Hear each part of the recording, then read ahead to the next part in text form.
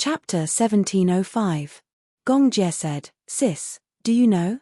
The Gong and Mu families have an irreconcilable feud between them. If not for Mu Sheng, Mother wouldn't have died in the fire that day. That man is the cruelest executioner.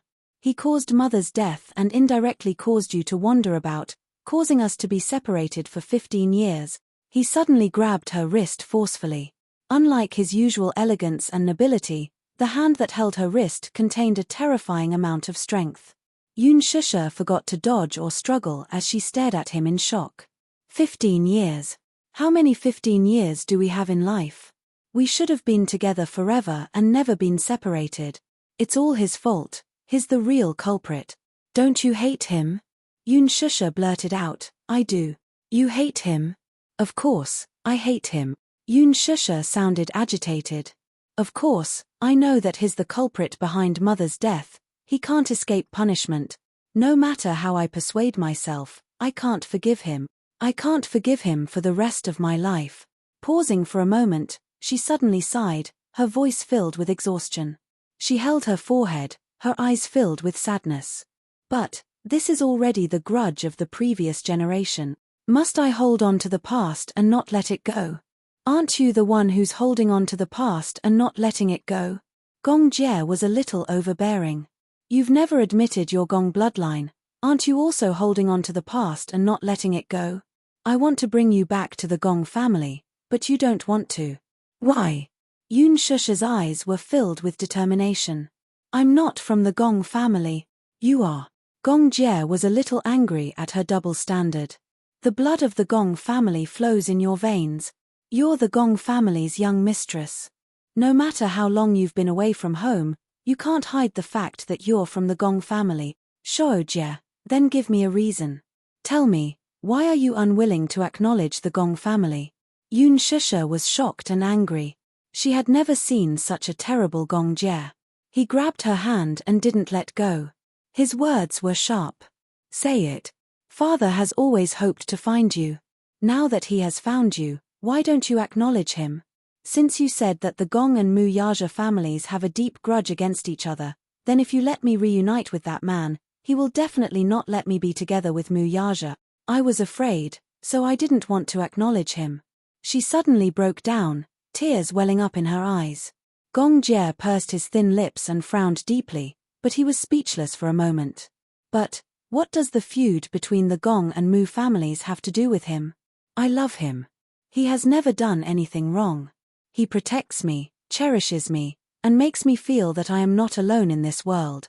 He always appears when I need him the most and protects me behind him. Even if I cause trouble, I'm willful, and I'm unreasonable, he will still accept me unconditionally." Yun Shusha took a deep breath and said, "I love him, but I know that if I reunite with my biological father, he will definitely not sit back and do nothing. But he's our father. You shouldn't give up on reuniting with him for a man." Chapter 1706. Gong Jie was stunned. He frowned but did not say anything. Yun Shusha slowly fell back into her seat. She lowered her head and her shoulders trembled slightly. Gong Jie said in a low voice, "Sister, give up. Leave him, okay? Sister, it's impossible between you and him." Gong Jie sat down and placed his warm palm on the back of her hand. "Come back to the Gong family with me. I'll make you understand that you deserve someone better." "What's better?" Yun Shusha looked up and was puzzled. "Shou Jie, tell me, what's the best?" "I can't answer you." "You can't answer me because you've never loved anyone." Gong Jie was even more speechless. Indeed, in all these years, he had never loved anyone. What was love? He did not understand. He did not understand why they had to get married. Why did they have to stay together for the rest of their lives? To him, women were just a vague and unfathomable existence. "He's the best in my heart. No one can replace him." Gong Jie frowned. "Are you sure he truly loves you? If he loves you, why did he not announce your marriage after acknowledging your Yos identity?" Yun Shusha was shocked. Then, anger flashed in her eyes. "Are you investigating me?" Gong Jie's face froze. "How do you know so much?" Yun Shusha asked aggressively. "Shou Jie, what do you do for a living? How do you know so much about some things?" You told me that you have a company. What company is it? Gong Jie hesitated for a moment and said slowly, if you're willing to come back to the Gong family with me, I'll be honest with you. Honest? Yun Shusha's eyes suddenly turned cold. So, you've been hiding it from me all this time? Gong Jie, you actually hid the truth from me? Shoro Jie, I trusted you a lot, but why did you lie to me? Yun Shusha felt hurt and asked in disbelief, what are you hiding from me? She felt a chill in her heart. She had been looking forward to receiving her brother's heartfelt blessings for this meeting. However, what did he get in return? He actually hid it from her. I didn't. There are some things that I didn't want to tell you because I didn't want to hurt you. You hurt me, and then you tell me that I don't want to hurt you. Don't these words sound a little pompous? Yun Shusha took a deep breath. I trusted you and was willing to tell you everything, but you hid a lot of things from me. Good. Since you said that you trust me and are willing to tell me everything, then, let me ask you. Gong Jie suddenly got up, held her shoulder, deep handsome eyes condensed her, not allowing her eyes to have a trace of room to dodge. What happened when you were 18 years old? Yun Shusha froze as if she had been struck by lightning. He asked her what happened when she was 18 years old. But how should she answer him? How should she answer this question? Chapter 1707. Gong Jie paused for a moment and said, Sis, since I've found you, I have many ways to investigate your past. But I don't want to. I want you to tell me personally. Now, tell me, what happened when you were 18 years old? You had a child out of wedlock at 18 years old. This shouldn't have happened. Why did it happen to you? He suddenly asked suspiciously. Did he? No. Yun Shusha suddenly interrupted him. It's not what you think. Don't let your imagination run wild. Then answer me. Gong Jie was a little nervous and uneasy. Sis, tell me what happened, okay? The child was born from a surrogate. Gong Jie couldn't react for a moment. Yun Shusha felt greatly humiliated. In fact, she had never regretted the decision she had made that year. That was because the surrogacy incident had coincidentally brought her the most precious gift in her life. Yo-Yo was like the most precious gift God had given her. Therefore, no matter how humiliating it was to talk about it, she still didn't regret it. If she were 18 years old again, she would probably make the same decision again. However, even though she didn't regret it, for a woman like her to say it herself, it was inevitable that she would feel embarrassed. Therefore, when she said that the child was born from a surrogate pregnancy, Gong Jie was puzzled and didn't understand for a moment. Or rather, it could be said that he didn't think in that direction. It wasn't until he coldly repeated the word surrogacy twice in his heart that he suddenly realized what was going on. Surrogate pregnancy? He tried his best to lower his voice and asked her back, is that what you mean by surrogate pregnancy? After a pause, he lowered his voice again. Why? Why did you do this? Suddenly, he thought of something and his voice suddenly became cold. Who forced you to do this? No one. Yun Shusha explained. No one forced me. I did it willingly. When Gong Jie heard this, he was so angry that he was at a loss for words. Then, he said bitterly, why did you do this? Why did he have to ruin himself like this? A girl who was as delicate as a flower at the age of 18 had become a surrogate mother for a strange man, gave birth to 2 children, and became a mother at such a young age? Why would such a ridiculous thing happen to her? Gong Jie was still in disbelief. Under his doubtful gaze, Yun Shusha quickly regained her calm and rational expression. Slowly, pretending to be calm, she told him the whole story of what happened 18 years ago. She tried her best to be concise and comprehensive. She skipped over some insignificant chapters and explained the reason why she had made this decision to him from beginning to end. She had been mistreated in the orphanage since she was 9 years old, and her identity had been swapped. Ever since she was adopted by the Yun family, Yun Yeqing had treated her like his own daughter and doted on her. Ever since the Yun family went bankrupt, she had been forced to make a living. She also had a sense of responsibility. In order to share the Yun family's debt, she had made this decision on a whim. She had been pregnant for 8 months and had given birth prematurely. One child was born healthy and was taken away. The other child was born without breathing. Due to a freak combination of factors, she had raised them by her side. She recounted everything in detail. Chapter 1708. I know that you might not understand why I made such a ridiculous decision, but I have no other choice. Do you know? I really can't just sit back and do nothing. The year the Yoon family went bankrupt was also the coldest winter in history. The reason why she made such an unconventional decision was that she had witnessed the loan sharks knocking on her door time and time again. Those bloody threats, as well as the insolence with daggers, had forced the family to stand on the 13th floor's rooftop and threatened Yoon Yeching to repay the debt on the spot. If he could not do so within an hour, he would be pushed down by one of them. Yoon Na was so scared that she wet her pants on the spot. She cried her heart out, but no one cared about her. Yoon Yeching kowtowed to each family and begged until his head bled. Only then did he manage to scrape together enough interest to send these demons of plague away. Another time, the debt collection company had dragged her into the snow and poured a basin of ice water over her head. It was -5 degrees Celsius, and the bone-chilling cold seeped into her bones from every pore. She was so cold that she shivered and fainted on the spot.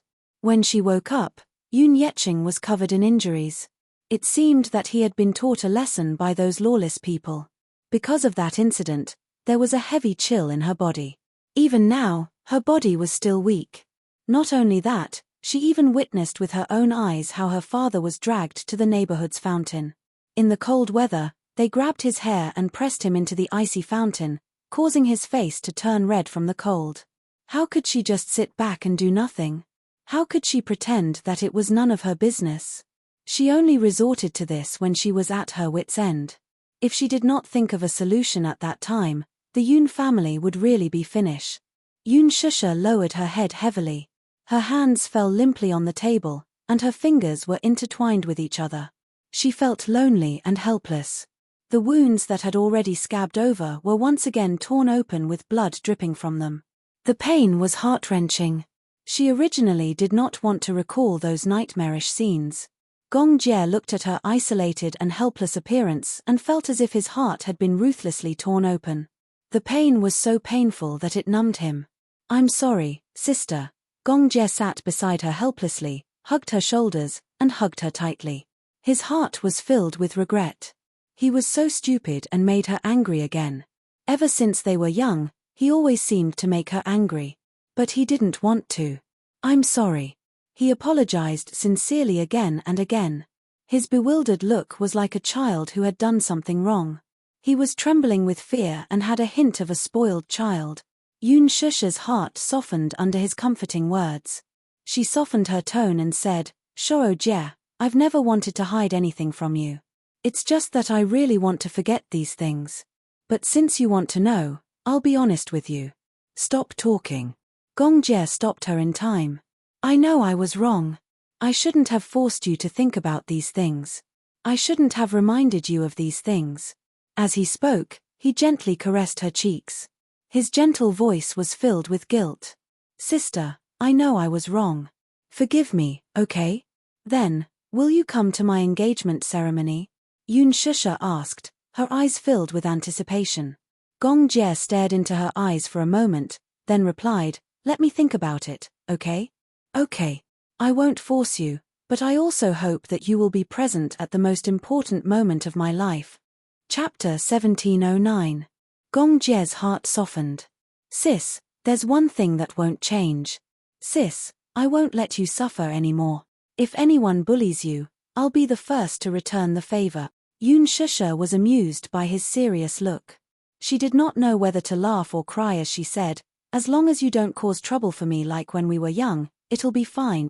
Gong Jie defended himself aggrievedly, I'm not a child anymore. Yoon Shusha smiled and said, but in my heart, you'll always be. She hugged his shoulders and patted his head gently, just like when they were young, when he hid under her blanket in fear at night and she comforted him. Shou Jie, be good. Sis loves you. Gong Jie smiled in satisfaction and hugged her affectionately. Ever since she parted ways with Gong Jie that day, Yoon Shusha had been feeling inexplicably uneasy. She did not know if Gong Jie would come to her engagement, nor did she know if he would accept her choice. However, once she had set her mind on someone, She would not change her mind even if her brother tried to stop her. In the past, she was a little cowardly. When she encountered something, she would subconsciously escape and retreat. But this time, she decided to face it bravely. No matter what, she would protect him silently in her own way. Now that the engagement date had been confirmed, she decided to shop around the mall during the break to choose a suit for Muyaja. Even though she knew that his suit would be prepared by someone. However, she decided to choose one for him personally. This time, she was fully prepared. She wrapped herself up fully.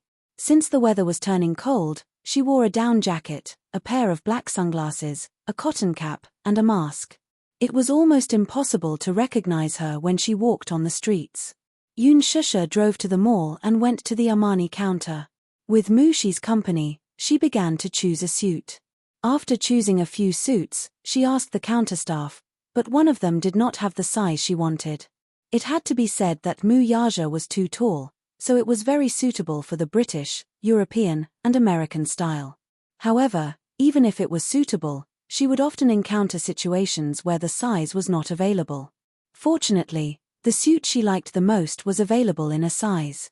"I'll take these two. Can you give me the order?" She picked 2 suits and handed them to the shop assistant. The shop assistant nodded and asked her to wait for a while before she went to make the order. While Yoon Shusha was sitting on the sofa and waiting, an uninvited guest suddenly appeared at the counter. Out of the corner of her eye, she caught a glimpse of an extremely familiar figure. Her heart froze for a moment, and she suddenly thought of a phrase enemies often cross paths. Song Enya, who was dressed elegantly in a pair of 10-centimeter high heels, casually strolled into the counter. Song Yunchi's birthday was approaching, so she decided to choose a suit as a gift. However, there was such an unfortunate fate. As soon as Song Enya entered the counter, she saw the figure sitting quietly on the sofa and recognized Yoon Shusha at first glance. Even though Yoon Shusha was dressed very formally when she went out and was wrapped tightly from head to toe, her charm and temperament would not change no matter how well she dressed. In addition, Yoon Shusha had long hair and a good figure. Even if she was wrapped in a thick down jacket, it was difficult to hide her exquisite figure. Chapter 17:10. Yoon Shusha. As soon as she opened her mouth, Yoon Shusha's body stiffened. She knew that she could not hide from her sharp eyes. With a sinister smile, Song Enya walked up to her, stopped in her tracks, and looked down at her condescendingly. "What a coincidence. Are you shopping at the mall, too?" Yoon Shusha ignored her. Song Enya ignored her cold and distant attitude and sneered as she sized her up from head to toe. "What's that saying again? Enemies are bound to meet on a narrow road. Hehe, I didn't expect to meet you today. This world is really small. There are ** keys blocking your way everywhere you go."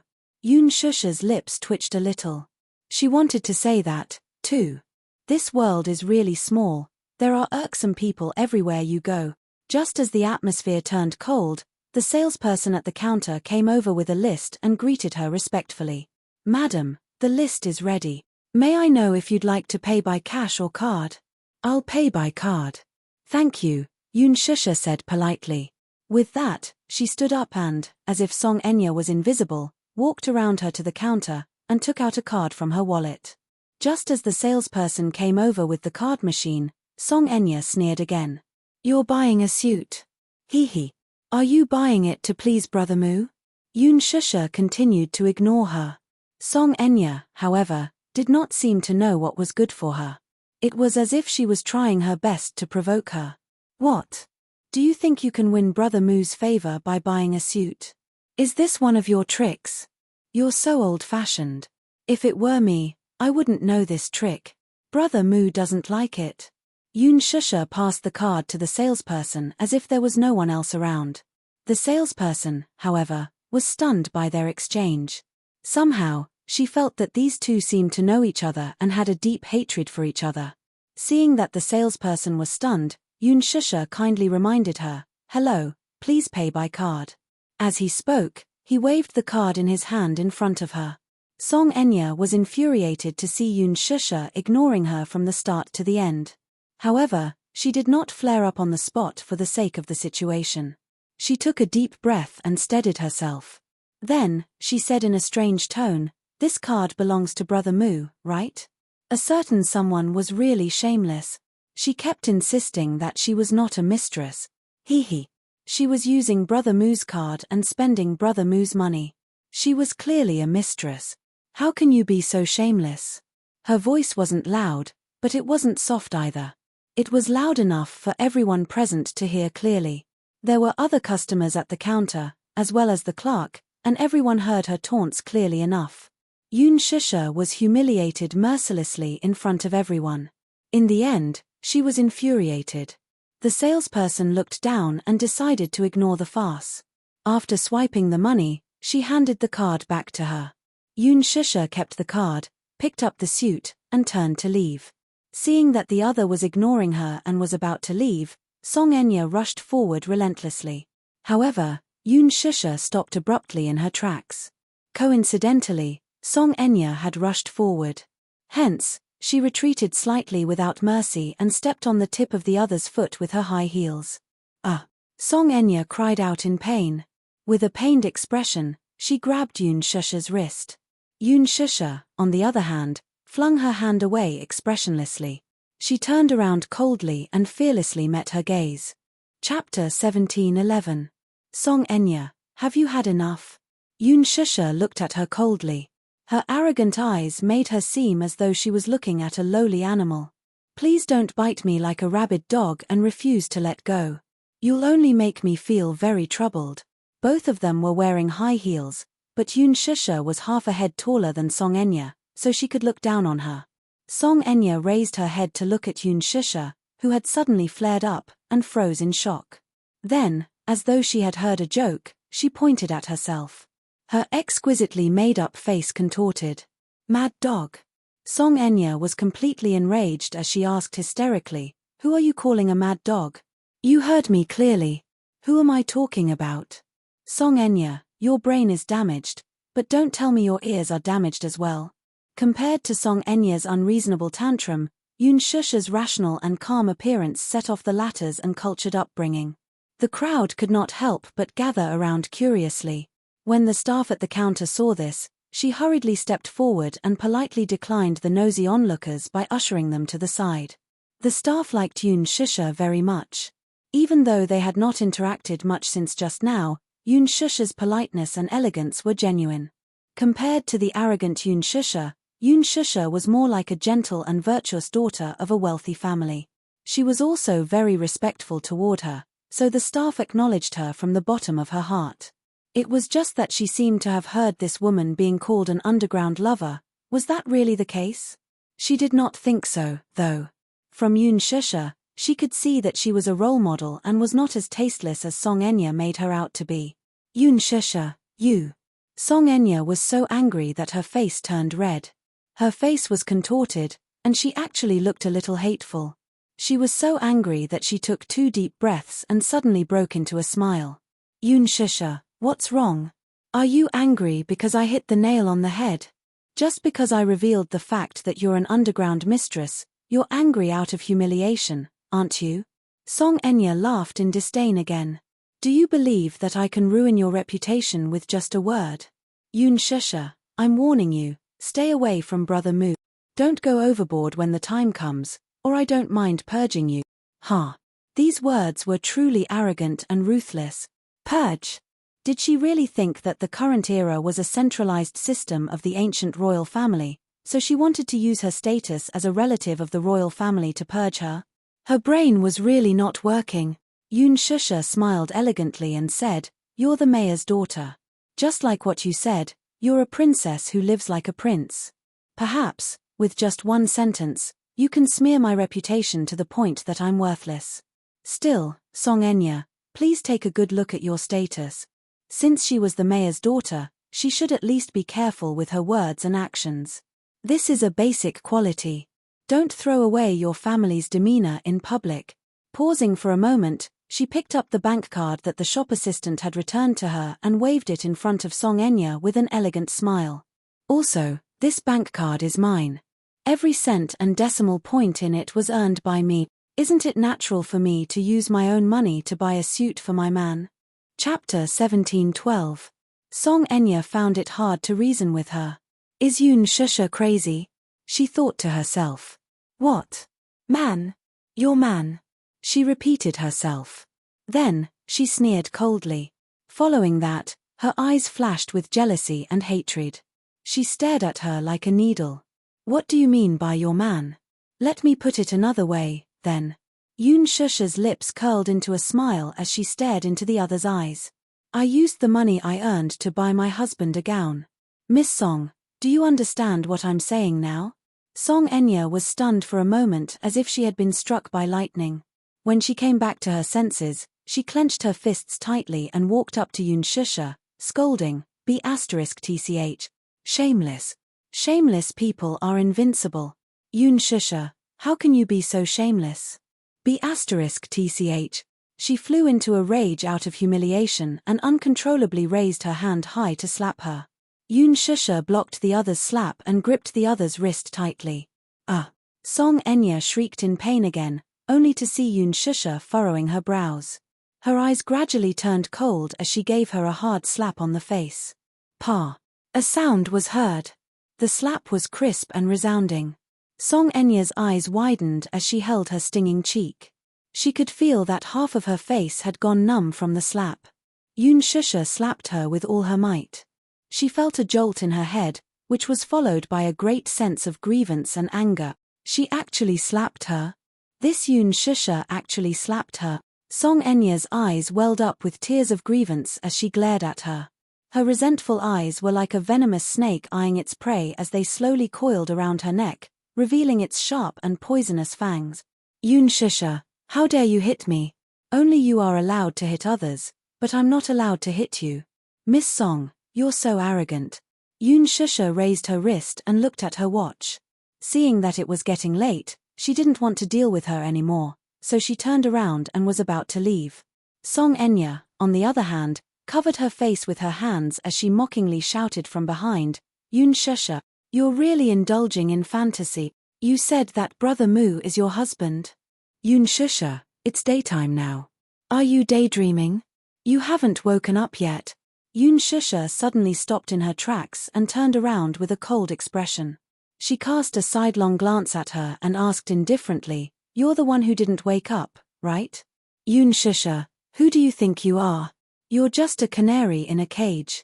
How dare you say that Brother Mu is your husband? He can't be, and he won't be in this lifetime. With that, the Missy pointed a finger at the woman, completely disregarding the fact that they were in public and insulting her as if no one was around. This woman is an underground mistress. A homewrecker. You're daydreaming and delusional enough to say that the card in your hand isn't Brother Mu's. You're so shameless that you're pretending to be serious even when you're lying. Do you think I'll believe you? Yun Shusha was not angry when she heard that. That was because she was not afraid of crooked shadows. The card in her hand was earned by herself. 10 million yuan was not a huge sum, but it was the money she earned from filming and advertising. This was all money she earned through her own effort. However, as she sized up the Missy's eyes, which were red with jealousy, Yun Shusha suddenly had an evil thought. Chapter 17:13. Yun Shusha smiled arrogantly but appeared to be righteous. My husband's bank card is in my custody. What's wrong with that? Besides, isn't it only right for a husband to give his wife the money he earns? What right do you have to be jealous of me? Jealous? Why should I be jealous of you? Yun Shusha shook her head and sighed.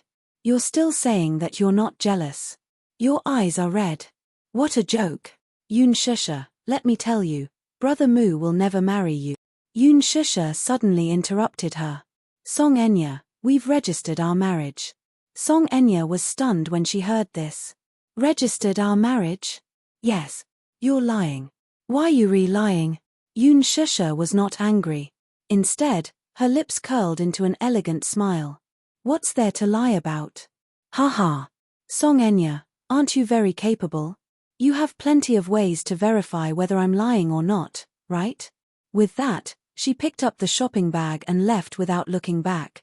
Song Enya was so shocked that she could not regain her senses. For a moment, she even forgot to chase after her to clarify things. Yoon Shusha's earlier words sounded very serious and did not seem to be a lie. For a moment, she felt guilty instead. She was in disbelief. Impossible? How could Brother Mu marry this woman? Was he serious? When Song Enya thought that Yoon Shusha might be telling the truth and that she and Brother Mu had really registered their marriage, she was so anxious that tears fell from her eyes. Just as Yoon Shusha had said, if Song Enya wanted to verify this matter, she had plenty of ways to do so. When Song Yunshi received Song Enya's anxious call, he rushed home and saw Song Enya curled up in a corner of the sofa with red eyes from crying. Seeing Song Yunshi return, Song Enya threw herself into her husband's arms, feeling aggrieved and agitated. Tears flowed down her cheeks uncontrollably. For a moment, Song Yunshi was at a loss for what to do. He did not know who it was that made his beloved sister suffer such grievances. He hurriedly asked what had happened and who had bullied her.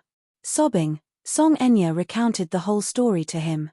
When Song Yunshi heard this, she was both angry and exasperated.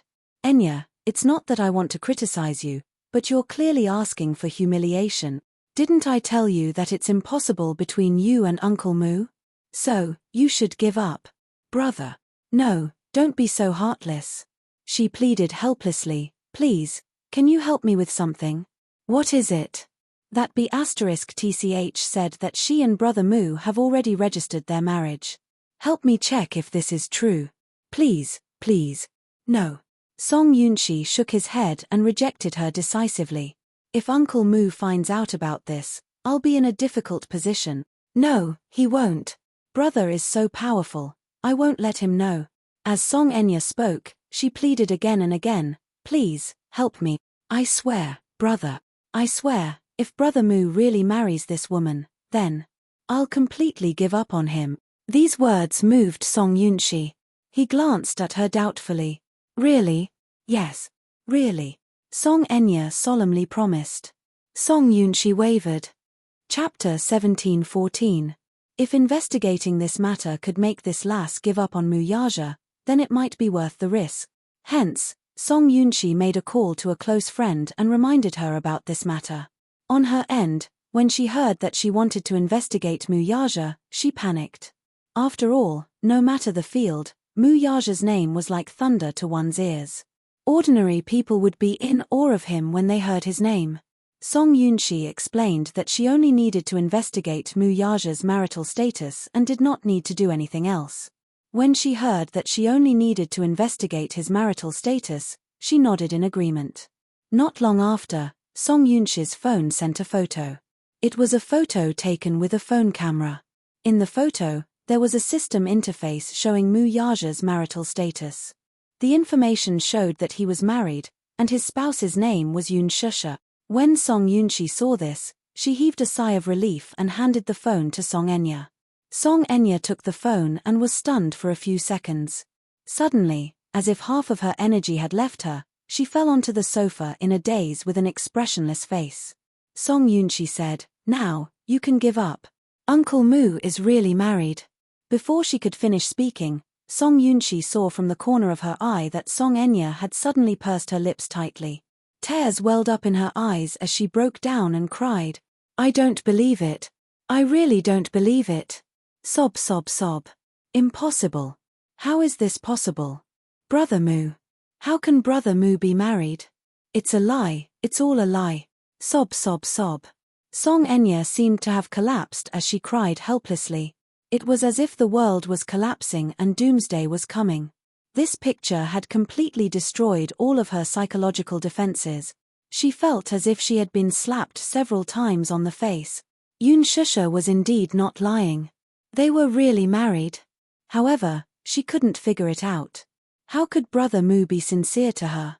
He was such a cold-hearted person. If she couldn't get it, why should Yoon Shusha get it? Yoon Shusha's words echoed in her ears. Isn't it natural for a husband to give his wife the money he earns? What right do you have to be jealous of me? That's right. What position did she have? What right did she have to be jealous of Yoon Shusha? After all, she was already Brother Mu's legal wife. Song Yunshi could not bear to see Song Enya cry sadly. She walked over and hugged her. "Enya, I know you're very sad. However, this is reality. You should learn to accept it. How can I accept that? Feeling aggrieved, Song Enya retorted, Brother Mu is married to her. How am I supposed to accept this? Woo woo woo. You should give up completely. This is what you promised your brother. Enya, you can't go back on your words. Song Yunshi said. Song Enya bit her lip.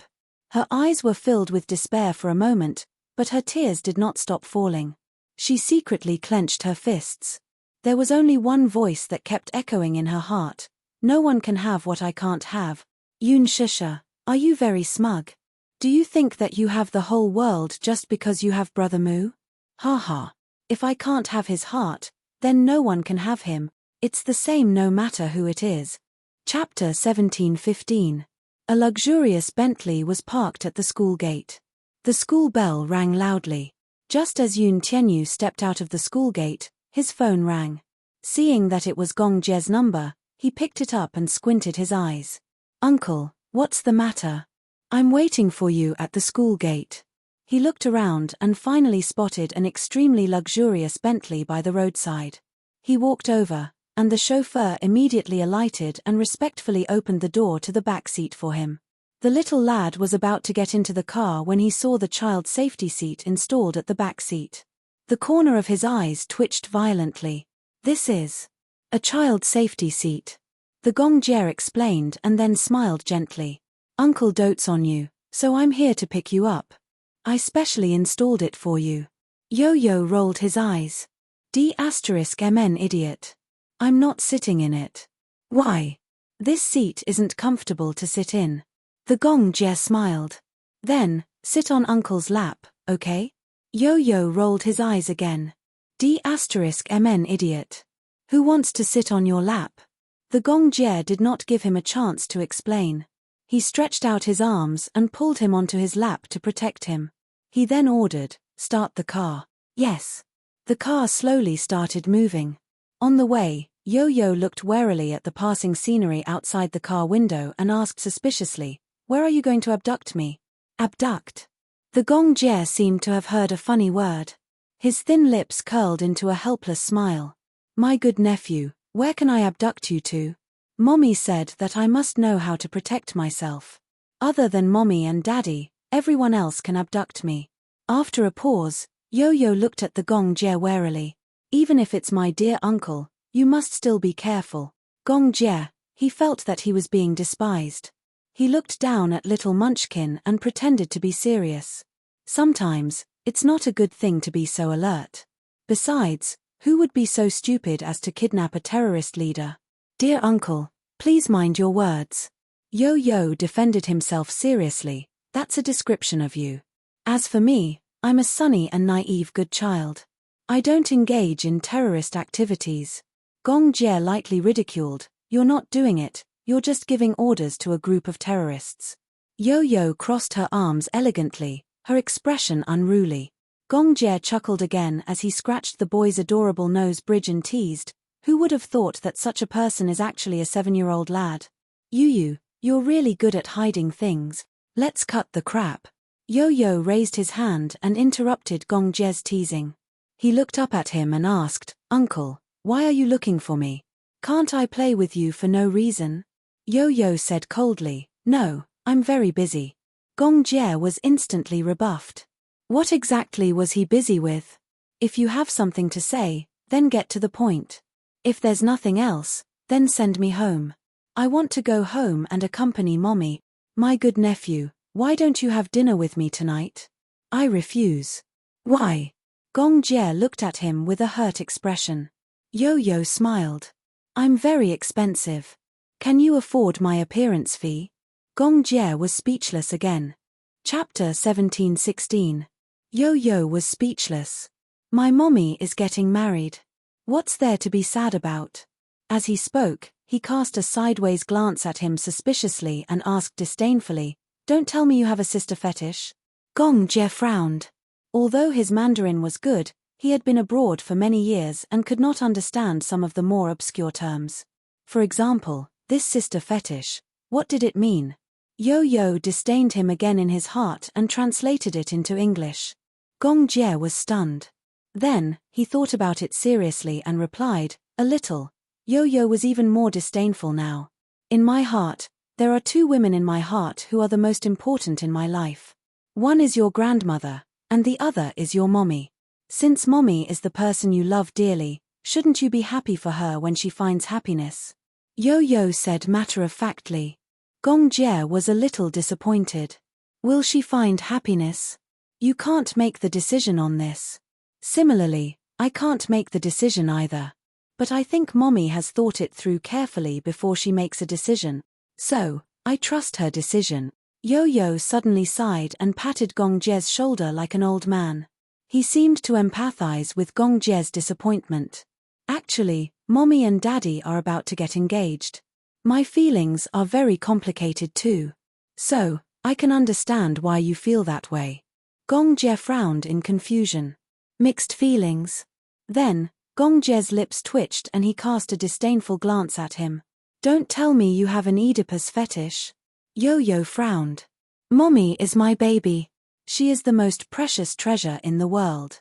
In the backseat of the car, a sister fetish and a mommy's boy looked at each other and sighed. They pitifully licked each other's wounds. Yo-Yo opened his heart and complained quietly, "Mommy and I have depended on each other since I was born. No matter how hard the days are, as long as I can be by mommy's side, I'm not afraid of anything." Gong Jie felt the same way. Ever since I was born, my sister and I depended on each other. No matter how hard the days are, as long as I can be by her side, I have no fear. Yo-Yo's eyes suddenly turned fierce.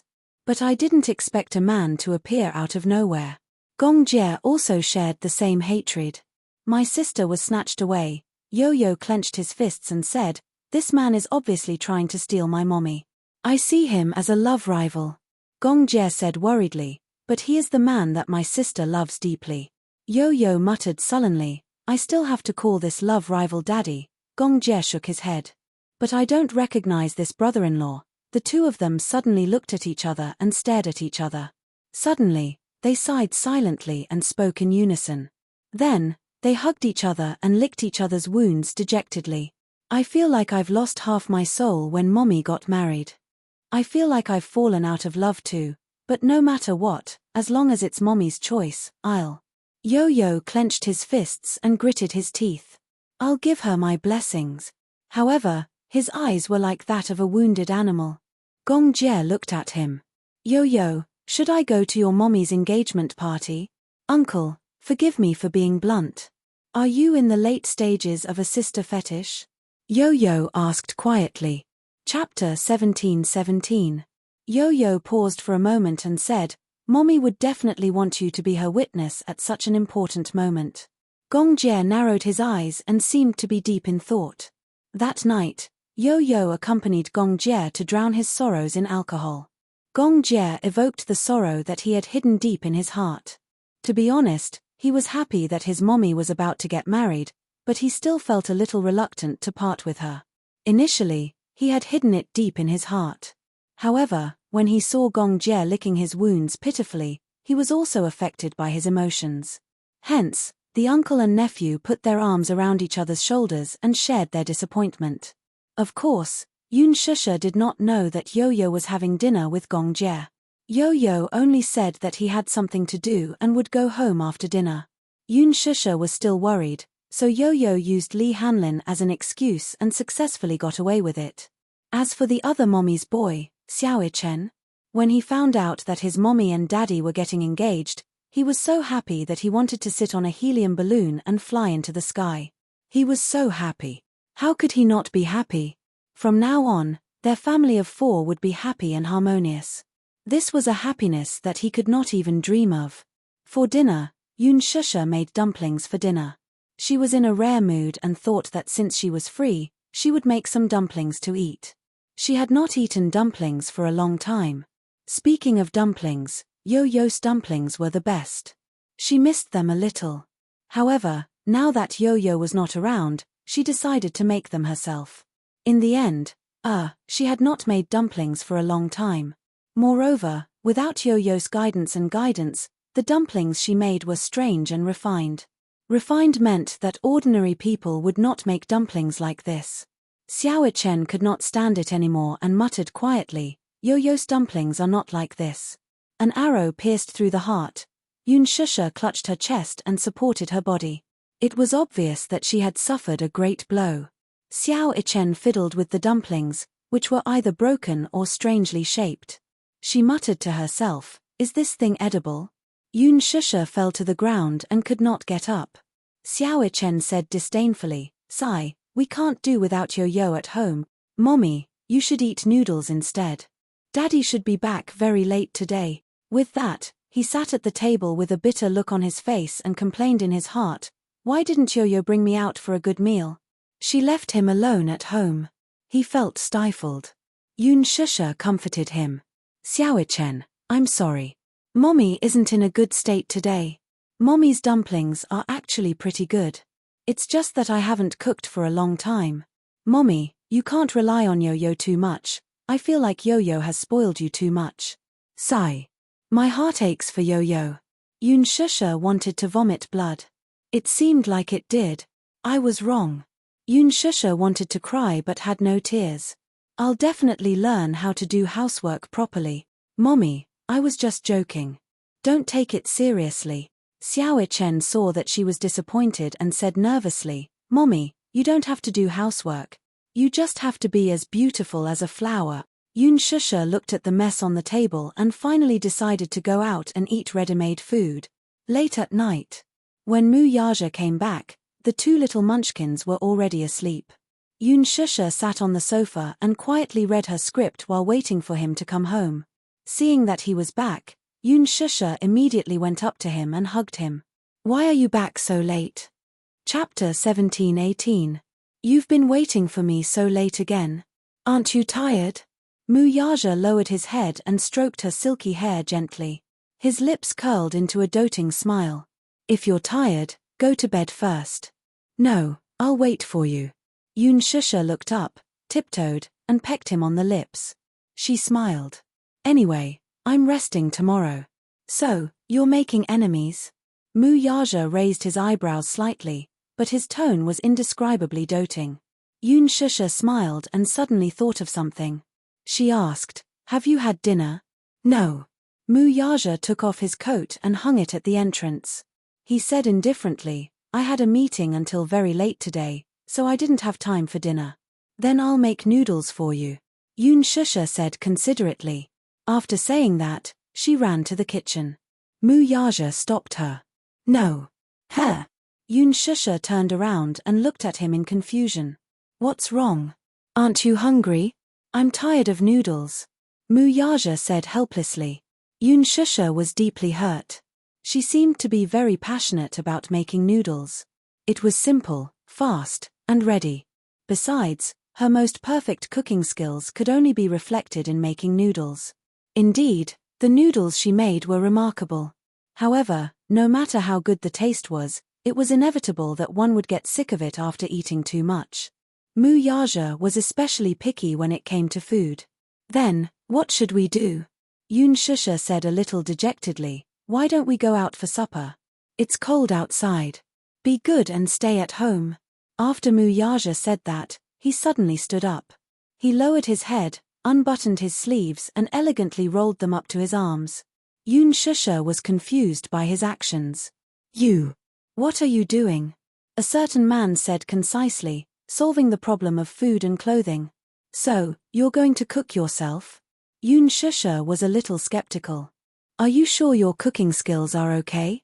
Mu Yaja smiled and walked into the kitchen. He took some ingredients from the fridge and then took out a knife and chopping board. Yun Shusha followed into the kitchen with a look of suspicion. She still felt like she was in a fantasy.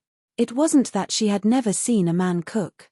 However, in her impression, Mu Yaja seemed to have no connection with the word cooking. Could it be that he knew how to cook? Why hadn't she seen him show it before? You used to cook a lot. No, occasionally. Mu Yaja cut the onions into rings and washed the ingredients. In the past, he might not be willing to cook by himself, but today, he was in a good mood. After a night of meetings, the board of directors finally passed a case with a unanimous vote. This proposal that had been in a deadlock for several days finally came to fruition, so even if he returned late, he was obviously in a good mood. Since he was in a good mood, it was rare for him to want to cook himself. Yoon Shusha stood at the side and watched curiously. Although she was still skeptical of this man's cooking skills, she had to admit that his cutting skills were very professional. Could it be that he had practiced before? Or was he just deliberately mystifying things? Yoon Shusha stood at the side and watched silently. Why did she feel that a well-dressed man in a clean, snow-white shirt and slim-fit trousers standing in the kitchen with a knife in his hand looked out of place no matter how she looked at him? She muttered, "Do you really know how to cook?" Muyaja said, "A little." Chapter 17-19. When he was studying abroad, he had a meal class. During the class, he would be taught some simple Western dishes. He had only learned how to make cheese-baked rice.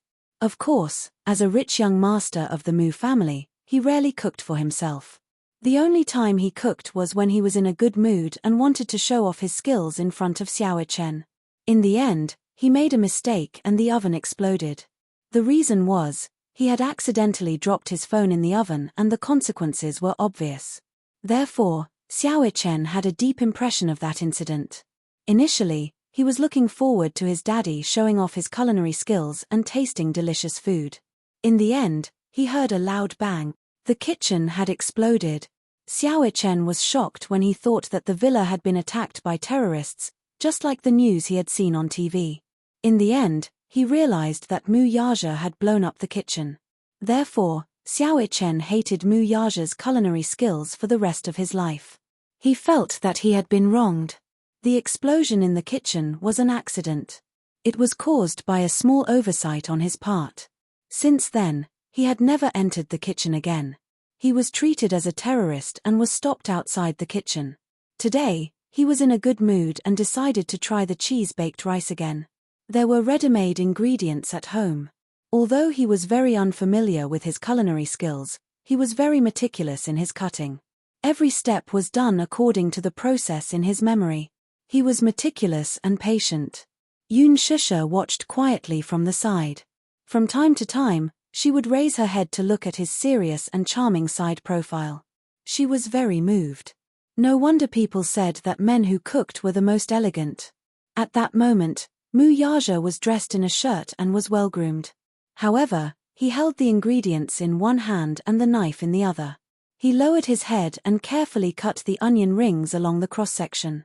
His long and thick eyelashes drooped down and covered his eyes, leaving a row of deep shadows. His thin lips were tightly pursed. He seemed to be very careful, afraid that he would miss anything. Yoon Shusha suddenly thought of something. She took an apron from the side and put it on for him. Mu Yaja lowered his head to take a look and frowned slightly. She actually made him wear such a cute apron. The apron was printed with a pink cartoon picture of a cute rabbit with long ears. It looked weird on him no matter how he looked at it. It didn't match his handsome appearance at all. Yoon Shusha sized him up and covered her mouth as she snickered. "You did it on purpose." Mu Yaja raised his eyebrows. He was clearly unhappy with her teasing. However, this displeasure disappeared in the blink of an eye along with the doting smile in his eyes. "It's fun. You look really cute in this dress." Mu Yaja didn't know whether to laugh or cry. In all his life, no one had ever used the word cute to describe him. "Don't mess around." Yoon Shusha pouted and replied with an "oh." Sure enough, she obediently sat at the side and did not say anything more. Still, she could not help but snicker when she sneaked a peek at the apron he was wearing. Mu Yaja couldn't do anything about it and let her go. However, he didn't take off the apron on him. He put the rice into the oven and set the mode. Next, he had to wait for a while. Yoon Shusha suddenly hugged him from behind. Chapter 17-20. I feel like I'm in a dream. Yoon Shusha sighed. Mu Yaja turned around and cupped her rosy cheeks. He asked playfully, "Why do you say that? Do you know how mesmerizing you are when you're cooking?" She buried her little face in his chest, raised her eyes, and blinked at him. On her delicate face, there was a sweet smile. The generous praise fell into his ears, and he naturally enjoyed it to the extreme. Mesmerizing? Mu Yaja's lips curled into a smile. Yoon Shusha suddenly thought of something and took his hand to the bedroom. On the bed was the suit she had personally picked out for him at the department store. She held the handbag in front of him and instructed, "Try it on. I bought it for you. See how it looks on you." She paused for a moment and said proudly, "I just got paid. Half of it was spent on this suit." Mu Yaja knew very well that the salary she was talking about was the remuneration from the movie and the endorsement fees from the advertisements. He couldn't help but laugh. This silly woman. Armani's custom-made suits were usually very expensive. Most of his suits were custom-made and were more particular than the suits in the department store. Usually, the suits in the department store wouldn't catch his eye. However, since she had personally picked it out, it was a different story. As long as she picked it out, he would like it. The suit was a complete set with a shirt, trousers, and tie. Mu Yaja changed into it. Surprisingly, her taste was quite accurate. The suit fit well and was neither too big nor too small. He bent down and elegantly tidied up his sleeves. Yoon Shusha immediately went up to him and carefully tidied him up. From the tie to the sleeves to the diamond brooch on his chest, she was very careful and very serious. "It's done." Yoon Shusha looked up and took a few steps back. She looked at him with her hands behind her back. The more she looked, the more she liked him. She couldn't help but praise herself. "My taste is really good. You look really good in this." Mu Yaja raised his eyebrows and walked up to the mirror. He looked at himself in satisfaction. Speaking of which, this suit was probably the first piece of clothing she had ever bought for him. When he wore it, it fit him perfectly and made him look extremely elegant. She was very meticulous when it came to choosing clothes. From the fabric, to the style, to the details, she paid a lot of attention to everything. Even someone as picky as Mu Yaja was very satisfied with this suit. However, in reality, he was a standard clothes hanger. No matter what suit he wore, it would fit him perfectly. Clothes make the man, but when it came to him, it didn't seem appropriate at all. No matter what kind of clothes he wore, he would always look elegant and noble when he wore them. Yoon Shusha looked at it. The more she looked, the more she liked it. She smiled and asked, "How is it? What do you think of my taste?" "Not bad." Mu Yaja commented sincerely. "When we get engaged, you'll wear this, okay?" Yoon Shusha asked tentatively, but her heart was beating like a drum. She didn't know if Mu Yaja would agree to it or not. She had spent 2 million yuan on this suit, but in reality, to him, most of the clothes he wore were very expensive. This price was not considered high-end. She didn't know if he would be interested in the clothes she had bought with his picky taste. Rummaging through his wardrobe, even the lowest quality suit was worth a few million yuan. Chapter 17:21. From the bottom of her heart, she really hoped that he would wear the suit that she had personally picked out for their engagement ceremony and appear on such an important occasion. But, she was afraid that he would feel that this suit was beneath his standards. She did not expect Mu Yaja to agree so readily. "Okay." He agreed so quickly that she found it hard to believe. "You agreed so quickly?" Yoon Shusha was a little overwhelmed by the favor and looked a little surprised. "Why?" Mu Yaja adjusted his tie in front of the mirror and smiled deeply. "Wearing the suit that Madam personally picked out for the engagement ceremony is more meaningful, isn't it? Do you like it?" Yoon Shusha wanted to test his feelings. After all, she hoped that he would sincerely like her taste. "I like it." "Really?" "Yes. I like it very much." Yoon Shusha's eyes lit up instantly. She looked him up and down and was as happy as a little bird. He nodded and said that he liked it. To her, it was the greatest affirmation. As long as you like it. What's important is that it suits your feelings. I'm very satisfied. She held his shoulders again, not allowing him to object. Looking left and right, she was satisfied no matter how she looked at him. So good looking. My hubby is really a clothes hanger. No matter what clothes he wears, he looks good. Mu Yaja had the standard golden body ratio, which made her extremely jealous. Suddenly, the two of them smelled a burnt smell from the kitchen. Yoon Shusha's heart skipped a beat and she was shocked. "Oh no. Oh no." Mu Yaja's expression changed as well. Yoon Shusha anxiously rushed to the kitchen, opened the oven, put on a pair of gloves, and took out the cheese rice. The burnt smell became more obvious and pungent. She frowned, only to see that the cheese rice was burnt. Clearly, the baking had failed. She was instantly annoyed. Muyaja walked into the kitchen and also smelled the burnt smell. He frowned suddenly. It's burnt. Yoon Shusha held her forehead in frustration and nodded. Muyaja glanced at it. The baking time had exceeded and the rice was already burnt. The two of them looked at each other. A question suddenly popped up in Yoon Shusha's mind: who did Yo-Yo inherit her cooking genes from? A good cheesy rice was actually burnt by them. It looked like the two of them did not have the talent to cook. Yo-Yo must have gone through a genetic mutation. What should we do? Muyaja asked. Yoon Shusha was confused. Why was she blaming her? It was obvious that he wasn't attentive and forgot the time. If you weren't in such a hurry to get me to try on the suit, things wouldn't have turned out this way. When he said that, Yoon Shusha realized her sin. She immediately lowered her head guiltily, like a child who had made a mistake. She stood there helplessly, obviously feeling very guilty. I didn't do it on purpose. She was so focused on the suit, admiring it with satisfaction, that she forgot that there was still something roasting in the oven in the kitchen. Muyaja couldn't help but blame her. Little rascal, it's all your fault. Tell me, you ruined my supper. How are you going to make it up to me? Yoon Shusha felt even more guilty.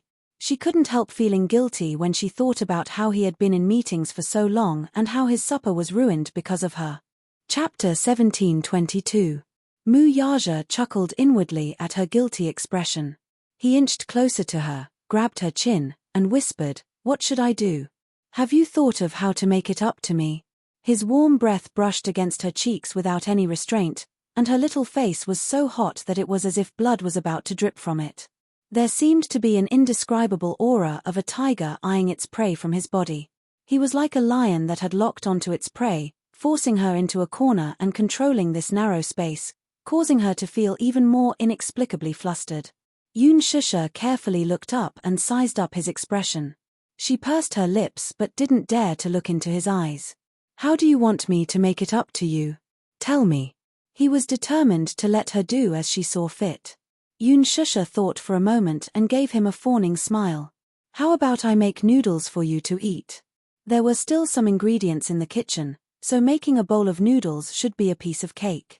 Muyaja, on the other hand, had obviously gotten the wrong idea. Sizing her up with a meaningful look, he happily smiled. "Okay." Yoon Shusha suddenly saw a flash of meaning in his eyes and knew that this evil man must have thought in the wrong direction. "Hey, it's not what you think," she hurriedly explained. "I mean, I'll cook noodles for you." "Hey, you're not allowed to think in the wrong direction." Muyaja didn't allow her to explain. He pushed her and smiled playfully. "You're the one who deliberately led me to think in that direction. Shameless." Muyaja's domineering style was vividly displayed at this moment. "You must love how shameless I am." Yoon Shusha was so angry that her cheeks were pink. She stomped her feet and pushed him. "Stop fooling around. I'll go cook noodles for you." With that, she pushed him away and walked towards the fridge. Muyaja tugged her arm and pulled her into his embrace. In the moment she struggled, he bent down and kissed her delicate lips. "I don't want to eat noodles. I want to eat you." He pressed his lips against hers and breathed out a sentence. What followed was an endless kiss. Soft and charming, he was extremely infatuated with her sweet scent. He kissed her deeply and couldn't bear to let go of her for a long time. The interaction between their lips and teeth outlined the primitive impulse hidden deep in their hearts. Yoon Shusha tried her best to suppress the rising desire in her heart. After struggling for a while, under his continuous attacks, she hurriedly retracted her drifting thoughts. "Don't, okay." He easily interrupted her and corrected her. Yoon Shusha, on the other hand, did not know whether to laugh or cry. "Stop fooling around. You didn't eat dinner." "It's not important," interrupted the man, not allowing her to object. "What if the stomach disease acts up again? It's not important." "Muyaja, if your stomach acts up, it'll be very uncomfortable. It's not important." Mu Yaja held her face intimately and kissed her lips again and again. He looked at her affectionately. The most important thing now is you. With that, he carried her bridal style into the bedroom and closed the door. A minute later, Yu tiptoed out of the room and glanced disdainfully at the master bedroom, muttering inwardly, "Dirty, dirty, dirty, dirty, dirty. Shame on you. Daddy is getting dirtier." He couldn't listen to it anymore. Chapter 17:23. He woke up in the middle of the night and wanted to go to the bathroom. Just as he opened the door, he saw the two entwined figures in the kitchen, so he tactfully closed the door. It was only when Mu Yaja carried Yun Shusha into the bedroom that he came out and went to the kitchen. Looking at the mess in the kitchen, he sighed and quietly cleaned it up. Seriously. She was already a grown-up, yet she was still so troublesome. She made a mess in the kitchen and he had to clean up the mess. He really could not do anything about them. Despite his disdain, Yo-Yo still cleaned up the kitchen. In the end, he resisted the urge to eavesdrop. He came out of the bathroom, went to the bedroom, and went to bed. However, on this night, a certain woman was tormented miserably. A certain energetic man was not willing to stop until the wee hours of the morning. She was so tormented that her toes were trembling when she got out of bed. In the end, she was still shamefully dependent on him. He carried her to the bathroom and cleaned her up. She still had to film a scene tomorrow, so she begged him not to leave too many marks on her body. Although the man restrained himself a little, he still left some ambiguous kiss marks on her body. Yun Shusha was extremely vexed. She only felt that tomorrow, she would have to sneak into the room with the props and costumes, just like before. Ever since that day when Mu Yaja brought Yo-Yo back to the Mu family and officially announced his identity, the Mu family was in an uproar.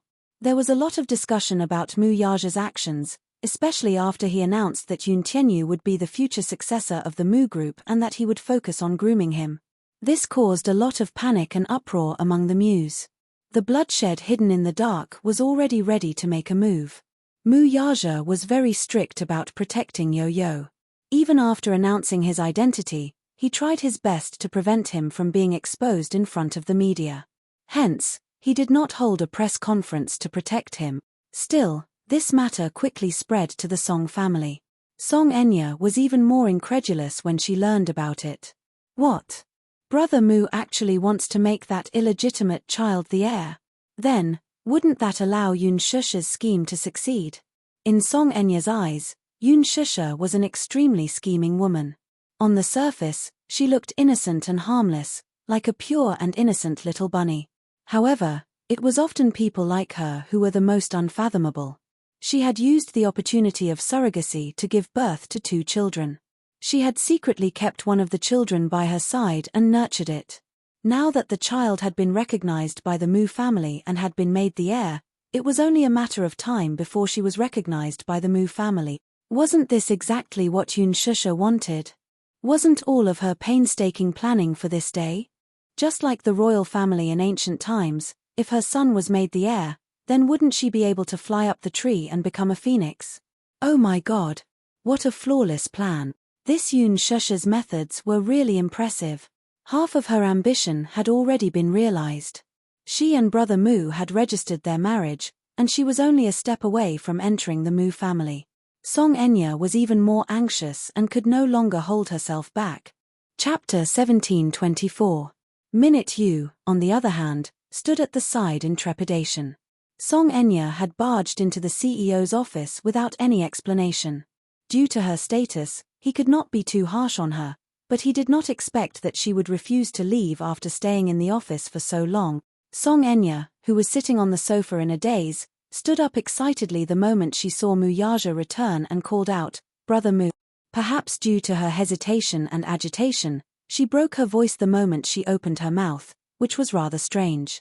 Her lack of restraint caused Minute Yu to silently criticize her. She's the mayor's daughter, after all. How can she barge into the CEO's office with such fanfare and refuse to leave? She's too immoral. What would it look like if word got out? The main thing was that she had implicated the CEO and would inevitably be criticized. When Mu Yaja saw her, he frowned and walked straight to his desk.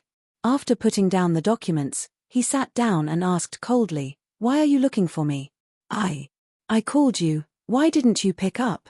I was in a meeting. Have you been in a meeting all day?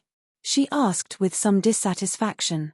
Her tone was like that of a wife who was questioning her husband for not picking up her calls. It would be normal for her to ask such a question to Yoon Shusha, but it was inappropriate for her to ask such a question given her status. Song Enya, however, did not notice it at all. Mu Yaja looked up at her with some dissatisfaction but did not say anything in the end. Yes. Are you that busy? It's the end of the year, and the cases are piling up. It was rare for him to give such an explanation, but the implication was that he was very busy now and should not be disturbed. Alas, the Missy's EQ was notoriously low. Of course, she did not pick up on the warning in his words and continued to stay. Even if you're busy, you should take care of your health. I heard from your executive assistant that you haven't eaten lunch again today. Are you hungry now, Brother Mu? As she spoke, she walked to his desk and sat down on the chair beside him like a virtuous wife visiting her husband at work. If you're hungry, I'll order takeout for you. How about that? No need. Then, are you thirsty? Shall I make you a cup of tea? No need. She pouted in dissatisfaction. What exactly do you need, then? Mu Yaja looked up at her and said meaningfully, I need silence. Song Enya felt awkward the moment she heard that. After a long silence, she said with some grievance, I don't want to disturb you at work, but there's something I need to hear from you personally. Speak. Mu Yaja's words were concise and comprehensive. She pondered for a moment before carefully probing, Brother Mu, are you married to Yoon Shusha? As soon as she finished speaking, she saw Mu Yaja's expression darken. A cold glint flashed across his eyes. He raised his head and his cold gaze fell upon her, but there was a hint of displeasure in it. Song Enya, did you investigate me? He had never called her by her name, but this was the first and only time he had done so. Calling her by her full name was a sign of reproach. Be it his expression or his tone, it showed that he was extremely displeased at this moment. Chapter 17:25. Seeing that the situation had reached a stalemate, Minute felt awkward. He was also someone who knew how to judge the situation.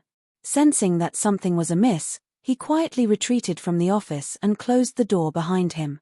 At this moment, only Mu Yaja and Song Enya were left in the spacious office. Without the presence of an outsider like him, Song Enya completely put down her airs as a missy and begged for his forgiveness. Brother Mu, I'm sorry. Don't misunderstand, I didn't investigate you on purpose. Song Enya explained helplessly in an attempt to appease his anger. However, Mu Yaja's face grew colder as he looked at her. His cold gaze made her feel somewhat unfamiliar. Mu Yaja's thin lips parted slightly, but his tone was extremely cold. If you didn't investigate on purpose, then you investigated me. Song Enya found it hard to defend herself. She bit her lower lip, feeling conflicted. Mu Yaja coldly said, Song Enya, I'm warning you, whether I'm married or not, and who I marry, is none of your business. If you have the energy, spend it on other things. Brother Mu, how can you say that? Song Enya was angry and aggrieved. Her eyes were red and moist as she glared at him with tears in her eyes. I'm just concerned about you. Mu Yaja reprimanded in a deep voice, I don't need this kind of concern.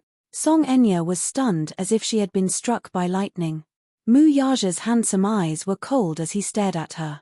Just one look from him was enough to pierce her skin. His thin lips moved slightly, but his voice was as cold as winter snow. It could freeze one's blood in an instant. Have I been too doting on you all this time? Is that why you're so arrogant that you don't care about propriety when you do things? I might be confused because of my concern, but Brother Mu, what bad intentions can I have toward you?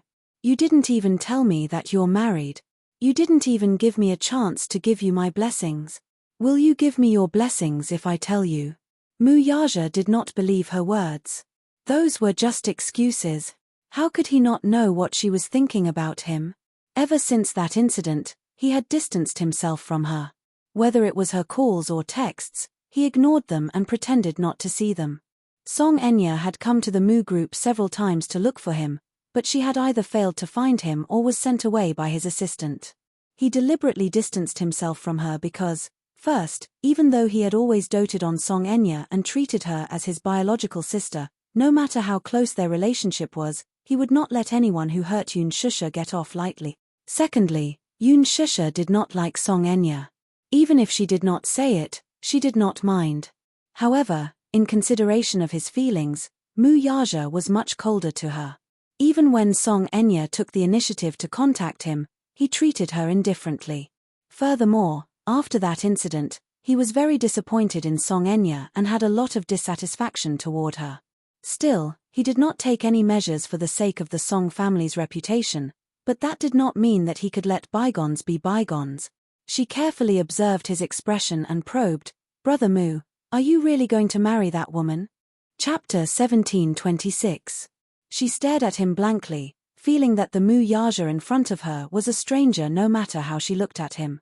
In the past, he would not be so strict with her and even say such harsh words to her. She furrowed her brows sadly, her red lips trembling as if she was deliberately suppressing the grievances in her heart. Nevertheless, tears still overflowed from her eyes and flowed down her cheeks uncontrollably.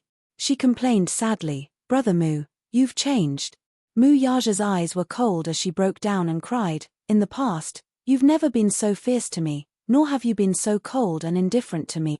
You clearly doted on me so much, but now, because of that Yoon Shusha, you're not only fierce to me, but you're also distancing yourself from me and treating me coldly. How can you do this?"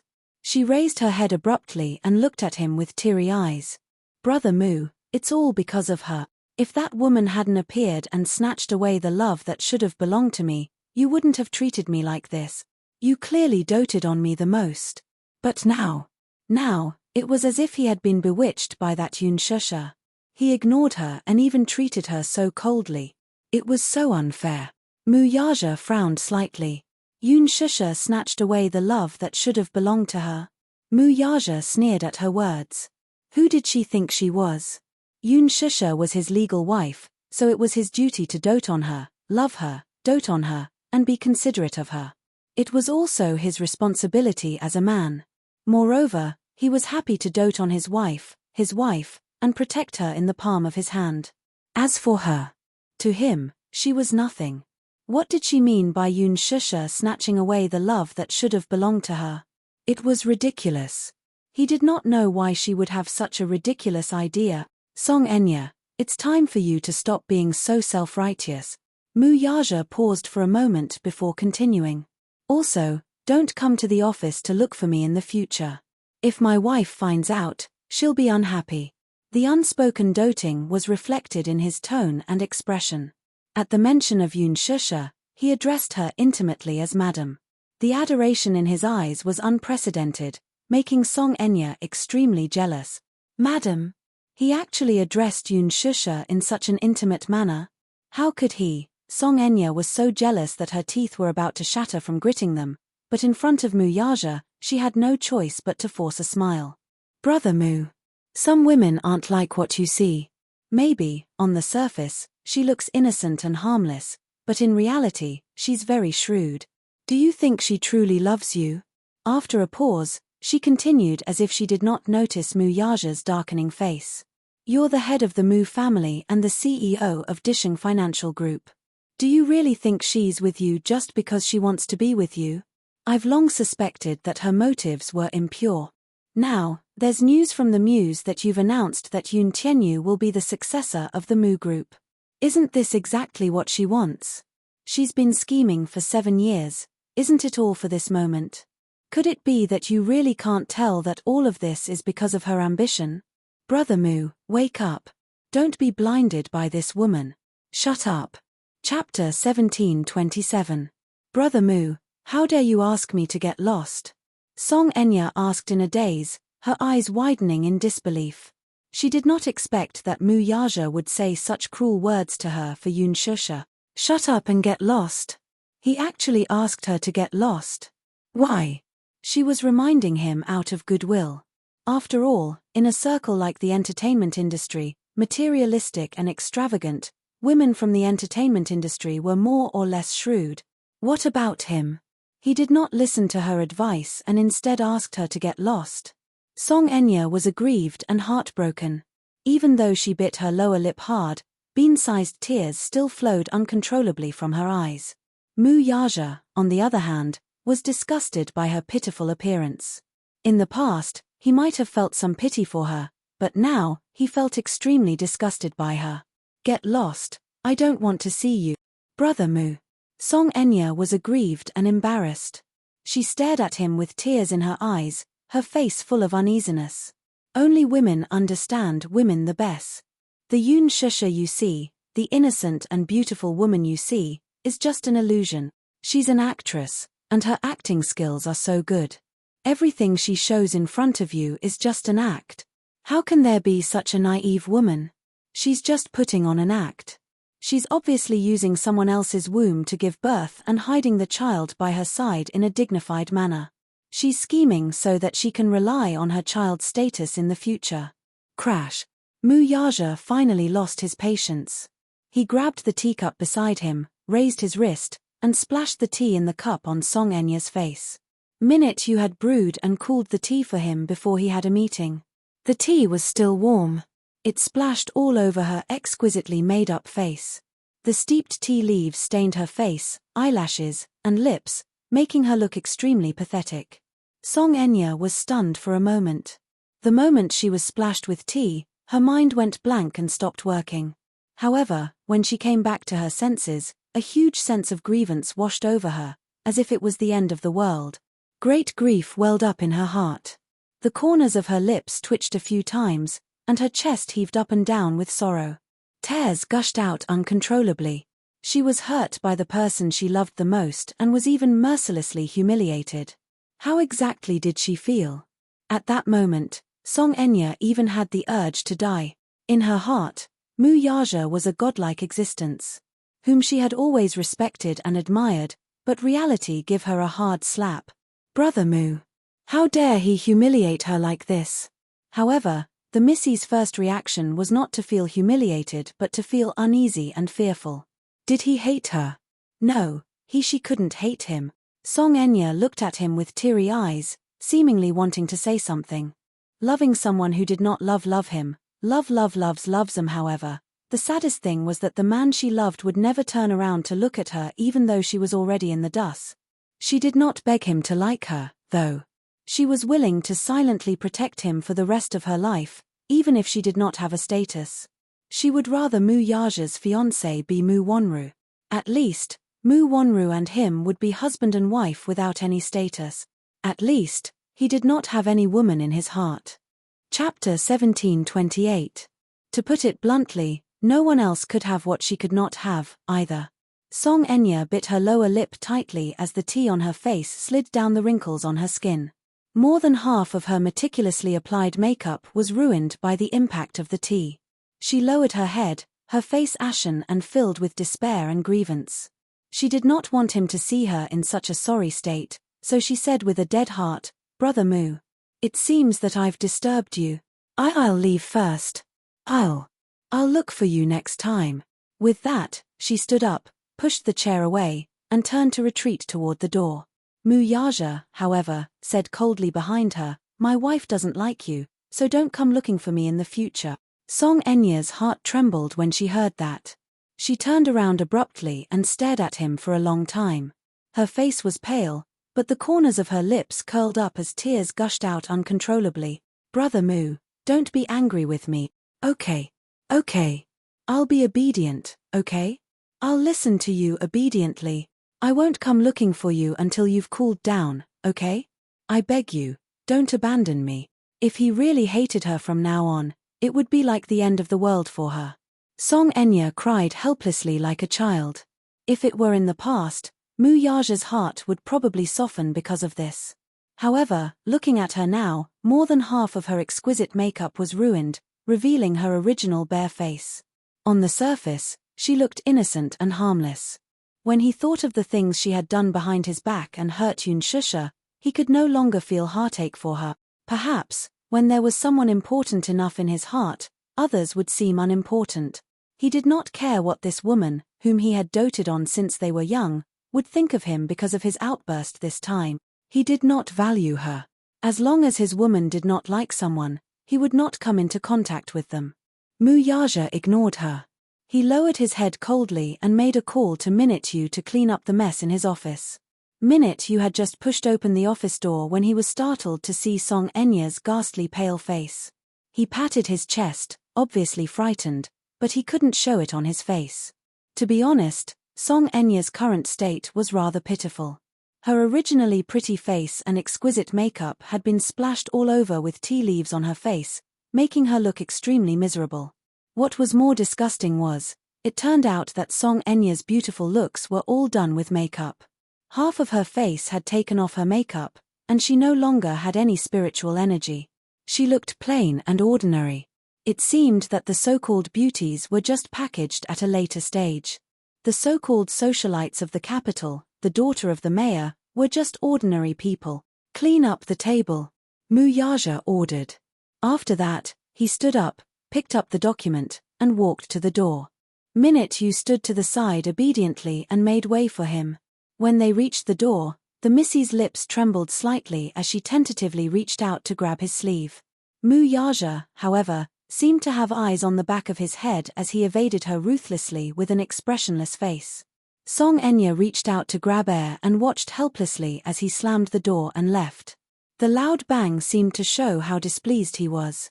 The sound of the door closing was so loud that even Minute Yu, who was standing at the side, was shocked and dumbfounded. Chapter 1729. Once he was done tidying up the office, he would have to inform his subordinates to act according to their mood. He hurriedly tidied up the table. The CEO's office was not a place where just anyone could enter.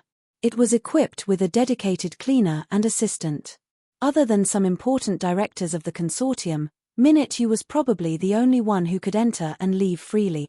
He was also the one who delivered the important documents. After Mu Yaja slammed the door and left, Song Enya seemed to have lost all her strength. She slowly fell to the floor and sobbed sadly. After he was done tidying up the table, he turned around and saw her sitting helplessly on the floor, covering her face and crying sadly. He walked over and asked kindly, "Miss Song, should I get someone to send you back?" He kindly reminded her, "Miss Song?" Song Enya, who was already in a state of despair, was annoyed by his repeated disturbances. She raised her head and yelled, "Don't bother about me." Minute Yu frowned, angered by her rudeness. However, given his status, he could not be calculative with her. He smiled elegantly and calmly said, "If you feel sad, you can find a corner and cry. At least think of a way to clean yourself up first. You look quite ugly like this. Besides, you're disturbing me by sitting here." "What?" "The boss has a serious case of misophobia.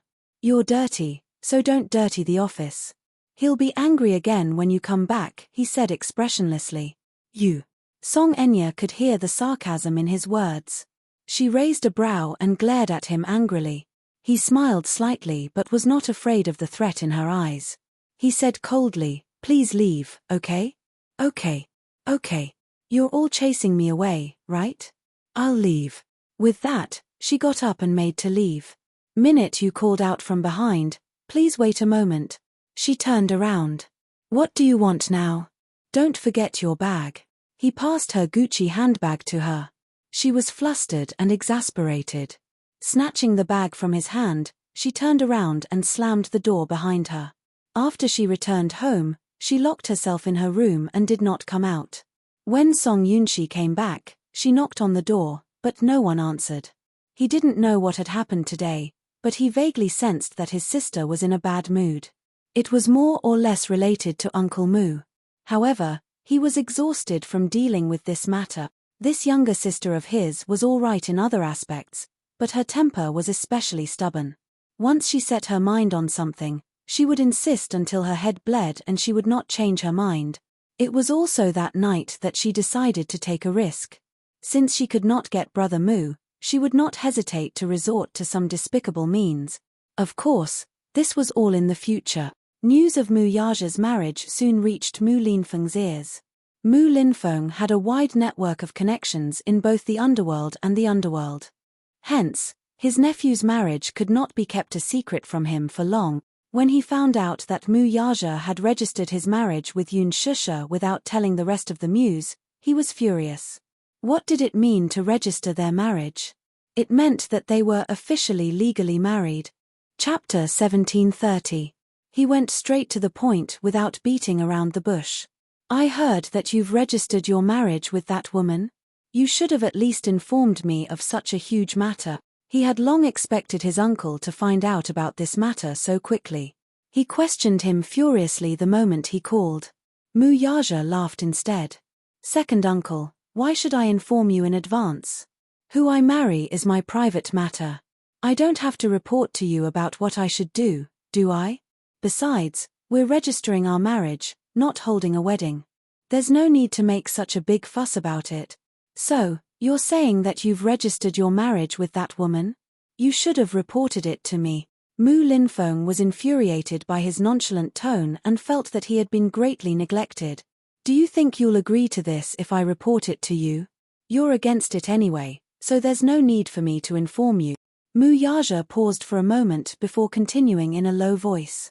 Also, second uncle, that woman you're talking about is now my legitimate wife. She has her own name. As a form of respect, I think it's inappropriate for you to call her that. Mu Linfeng was so angry that he laughed when he heard that. He sneered. She's just a despicable woman who popped out of nowhere. She's not worthy of my respect. Mu Yaja's lips curled into a smile. He had already expected his uncle's attitude, so he wasn't angry at all. Yun Shusha was his wife. He didn't care what others thought of her. She was the woman he had set his mind on, and that was enough. Besides, his marriage was his business. Who had the right to tell him what to do? Yaja, you've gone overboard on this point. Is it appropriate for you to register your marriage without saying a word? What will people say about you if this spreads to the Mu family? Mu Linfeng paused for a moment before ordering, take advantage of the fact that this matter hasn't spread to the public yet to dissolve your marriage.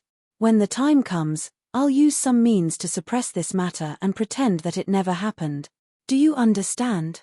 Annul the marriage? Mu Yaja suddenly laughed, but his voice was cold. Second uncle, when have I ever gone back on my words?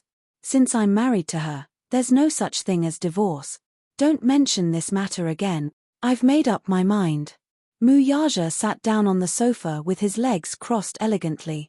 He held his cell phone in his hand, but he appeared nonchalant and relaxed. On the other end, Mu Linfeng was infuriated by his resolute attitude. He did not utter a word, but his heavy breathing could be heard through the phone. It was obvious that he was eyeing him covetously. It seemed that he was very angry. Are you really determined to marry her? Mu Linfeng's question was met with affirmation from Mu Yaja. I've already decided. I hope second uncle can fulfill my wish. In your dreams. Mu Linfeng retorted angrily, I'll fulfill your wish. If you want to get married, sure.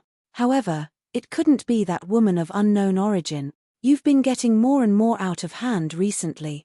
First, you suddenly brought back a child and announced his identity as the successor. Then, you registered your marriage with this woman. Are you out to ruin the Mu family's reputation? Ruin the family's reputation? Chapter 1731. Second uncle, didn't you ask me to get married as soon as possible? Now that I've fulfilled your wish, I'm marrying a wife, having a child, and holding a grand wedding in the future. Yo-Yo is very outstanding and smart. With some training, she'll definitely become a great talent in the future. She'll surpass her master and be a better successor than me when she grows up. As for Yun Shusha, she's gentle and skilled. I owe her a lot and don't want to mistreat her anymore. Haha. You don't want to mistreat her, so you're sacrificing the Mu family's reputation.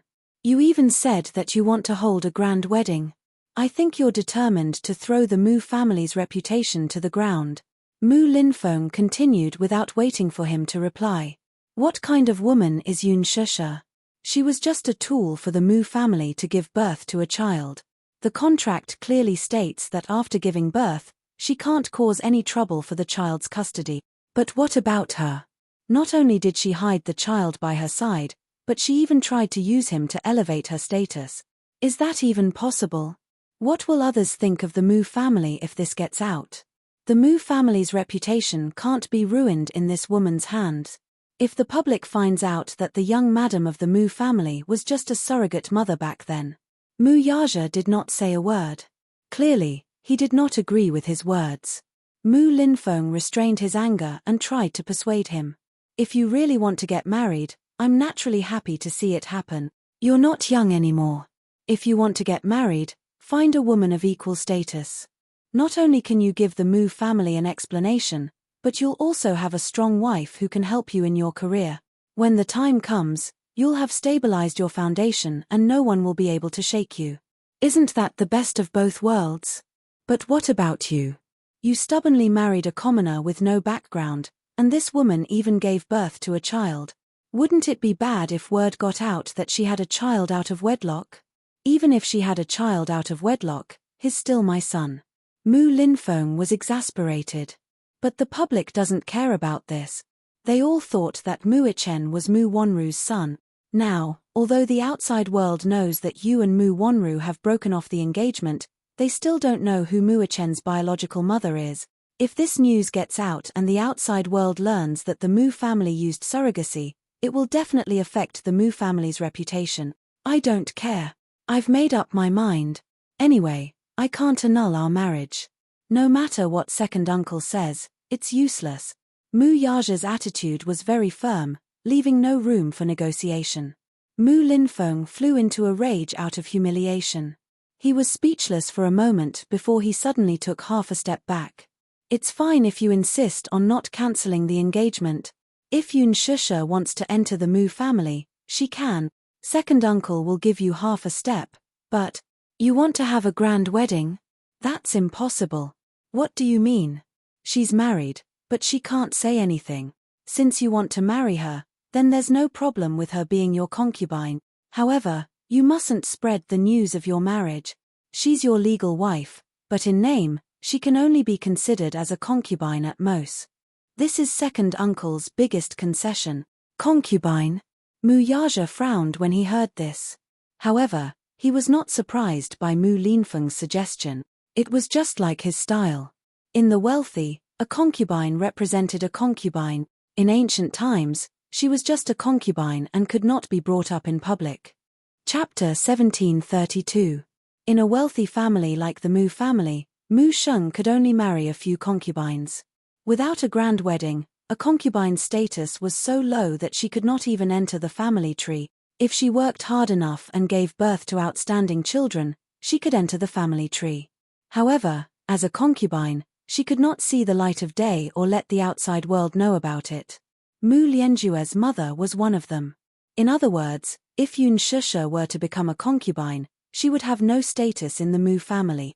In Mu Linfeng's heart, giving her the position of a concubine was already a favor for her.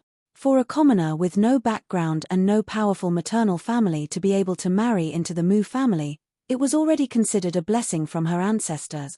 Moreover, it was not as if he did not know what kind of person Yun Shusha's biological mother was.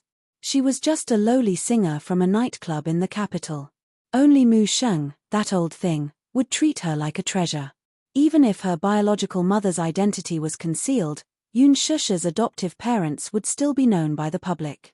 By then, the Mu family's reputation would be greatly tarnished. The story of a commoner and a noble prince would probably only appear in fairy tales. Reality was so cruel. He could not be blamed for being snobbish. A woman like Yun Shusha could not enter the Mu family. However, since he insisted on marrying her, if Mu Yaja insisted on being stubborn, who knew what earth-shattering actions he would take? If he were to create some outrageous news, he would be too ashamed to face others. Since that was the case, why not take a step back? His original intention was to let Yun Shusha enter the family as a concubine and let Mu Yaja marry a woman from a powerful maternal family. It did not matter if they had feelings for each other or not. As for her family background, he was not that strict. After all, in such a big city like the capital, there were only a handful of people who were qualified to be chosen from among the tens of thousands who were on the same level as the Mu family. As long as she had a comparable background, had a decent family background, and had a gentle and outstanding personality, she would be qualified to be the Mu family's young mistress. This way, he could make appropriate concessions for Yun Shusha's entry into the family. Even a ghost would know what Mu Linfeng was scheming at the moment from his cold word. Mu Yaja frowned, but suddenly let out a cold laugh. Second uncle, what era is it now? You're still talking about concubines and what not. Forget it. If I marry her, she'll be the young mistress. There are no other options. You. Mu Linfeng was at a loss for words. You brat, why are you so stubborn? You're the stubborn one, aren't you?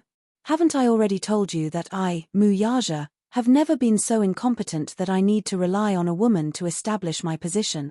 I'm not that kind of mediocre person. Second uncle, don't think of me as someone who has to marry a woman with a good family background in order to stabilize his foundation. There's no need for that. Mu Yaja laughed coldly, his tone somewhat arrogant. He had the right to say this. Of course, Mu Linfeng's support was indispensable for him to be able to sit in this position. However, how could a man without any ability stand out in such a treacherous and sinister family? Chapter 1733.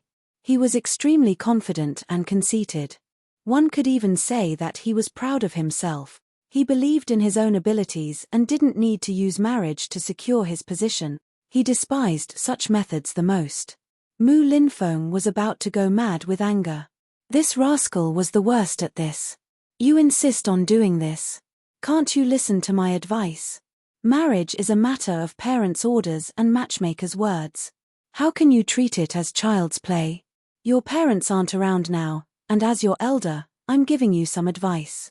How can you not listen? Second uncle, you should know who's the head of the Mu family now. Mu Yaja reminded him coldly. Mu Linfeng choked on his words.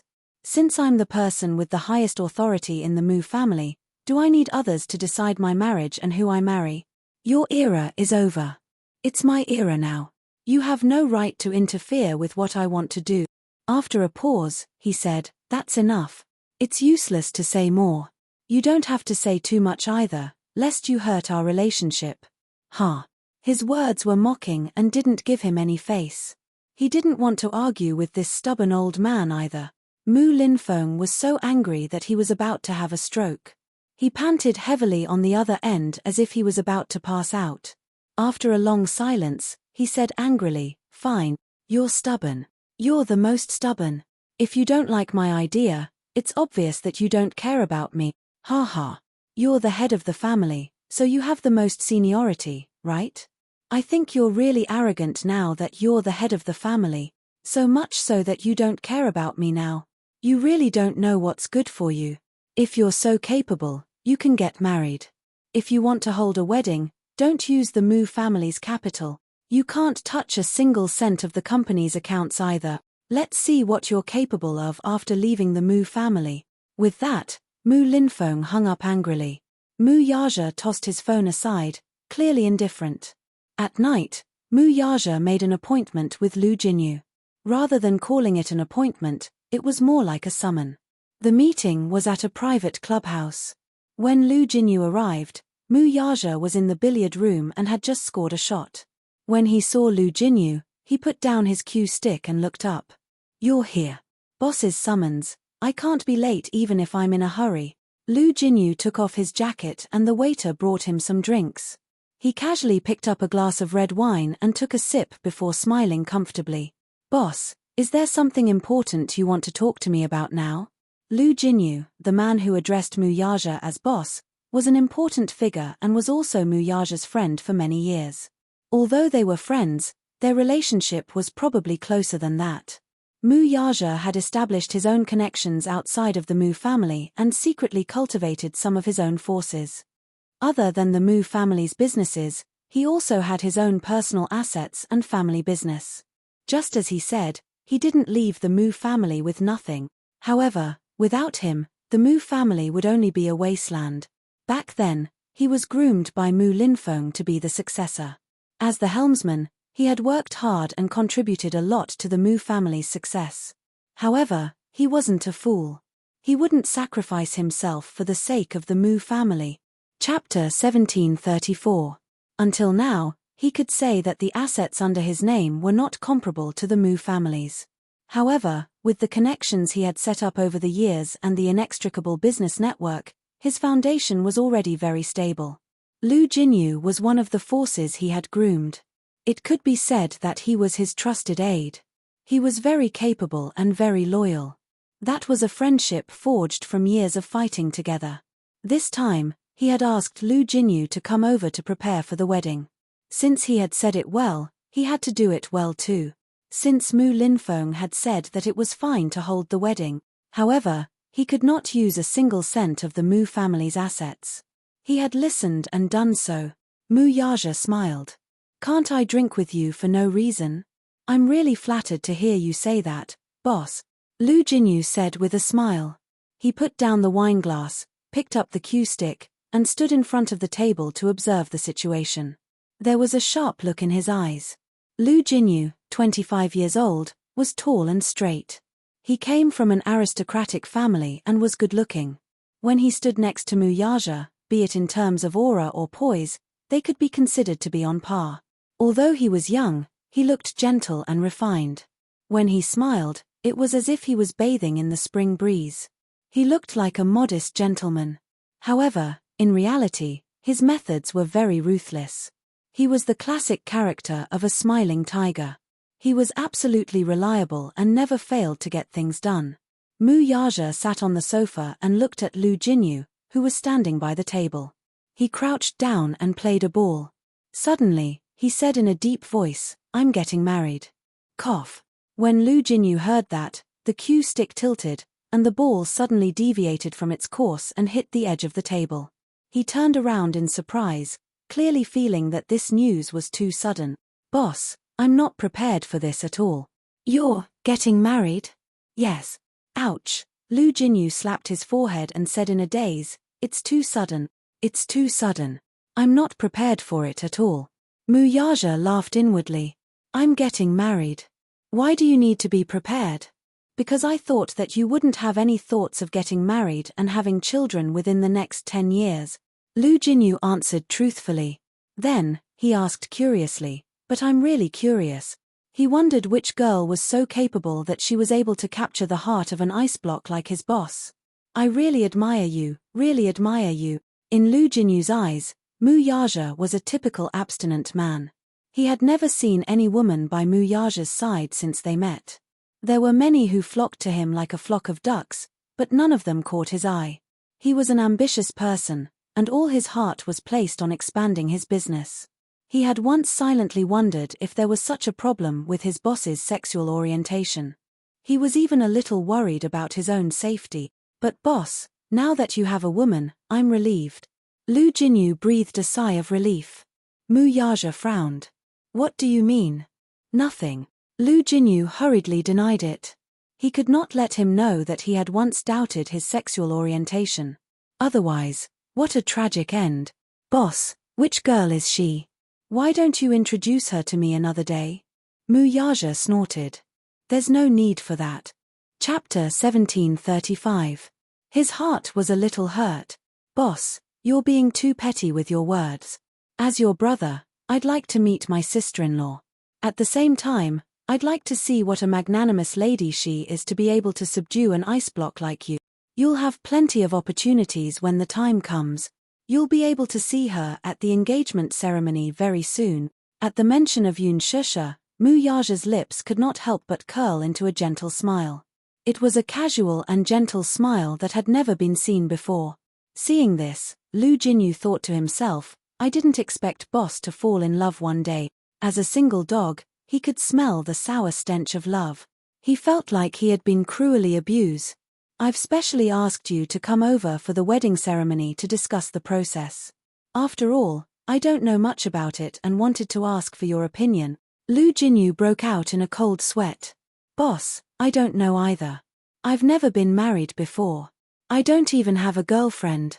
After a pause, he suddenly said in a low voice, "It's a wedding. According to the rules, first of all, we have to buy a new house as our wedding home and equip it with a more luxurious wedding car. Then, we have to hold a proper wedding ceremony. That's all there is to a wedding. I didn't ask for your opinion in this regard." Mu Yaja was speechless. Lu Jinyu was confused and lost. Then, I want to make the wedding more presentable. Lu Jinyu naturally agreed with this point. Yes. It has to be. Boss's wedding must be grand. There's no doubt about that. Mu Yaja continued, if we want the wedding to be grand, we need to spend some money on it. However, I've thought about it. There's no need to use the Mu family's capital. That was the main consideration he had for this point. He had promised Yun Shusha that he would give her a wedding of the century that would attract the attention of the world. Naturally, he had to fulfill this promise. In that case, he would need some capital. Mu Linfeng had said that he could hold a wedding, but he could not use the Mu Group's account or withdraw funds from the consortium. He had quite a large sum of money in the Mu family's account, but he could not use it. After all, Mu Yaja had agreed to Mu Linfeng's request. Since he had spoken, there was no room for negotiation. There was no reason for him to go back on his word. If he said he wouldn't use it, then he wouldn't use it. He had always been a man of his word. Mu Linfeng was waiting to see him make a fool of himself. He thought that without the support of the Mu Yaja definitely did not have the money to hold a sensational and respectable wedding. He was certain that Mu Yaja did not have the ability to conjure up so much money. Unless he wanted to use the funds in Mu Group's account. If that happened, he would become a laughingstock. He had spoken tough words, but his actions were like this. He must have been looked down upon by others. However, what Mu Linfeng didn't know was that Mu Yaja had secretly cultivated a force outside and possessed a chain of assets that couldn't be underestimated. He had plenty of confidence. However, the problem was that his personal funds were already flowing through the industry chain. They were constantly in operation and invested in various projects. If he were to withdraw them all at once, it would hurt his vitality. There was no need to hurt his many years of foundation for a wedding. Hence, he looked for Lu Jinyu to discuss how long it would take for him to withdraw the funds without harming the operation of the funds. Chapter 1736. In this aspect, Lu Jinyu had more experience. Hence, he asked, how much money can you withdraw from my account in a short period of time? Lu Jinyu was stunned for a moment, unable to react. Boss, do you mean, you want to use your own funds to hold the wedding? Yes. Why? Lu Jinyu didn't understand. If they got married, the Mu family had a lot of assets in their account. It wouldn't be a problem to prepare a few 100 million yuan overnight, let alone in a short period of time. Why would he use his own funds? You don't have to question my decision. I have my reasons for doing this. Okay. I understand. Lu Jinyu was silent for a moment. He thought for a while and said, Boss, I've done some calculations. The funds in our account are now operating in various capital chains. The funds in the capital pool are all tied up. We can't withdraw much of the idle funds in a short period of time. It's about tens of millions. Mu Yaja frowned. That's too little. It's not enough. Lu Jinyu sighed. There's no choice.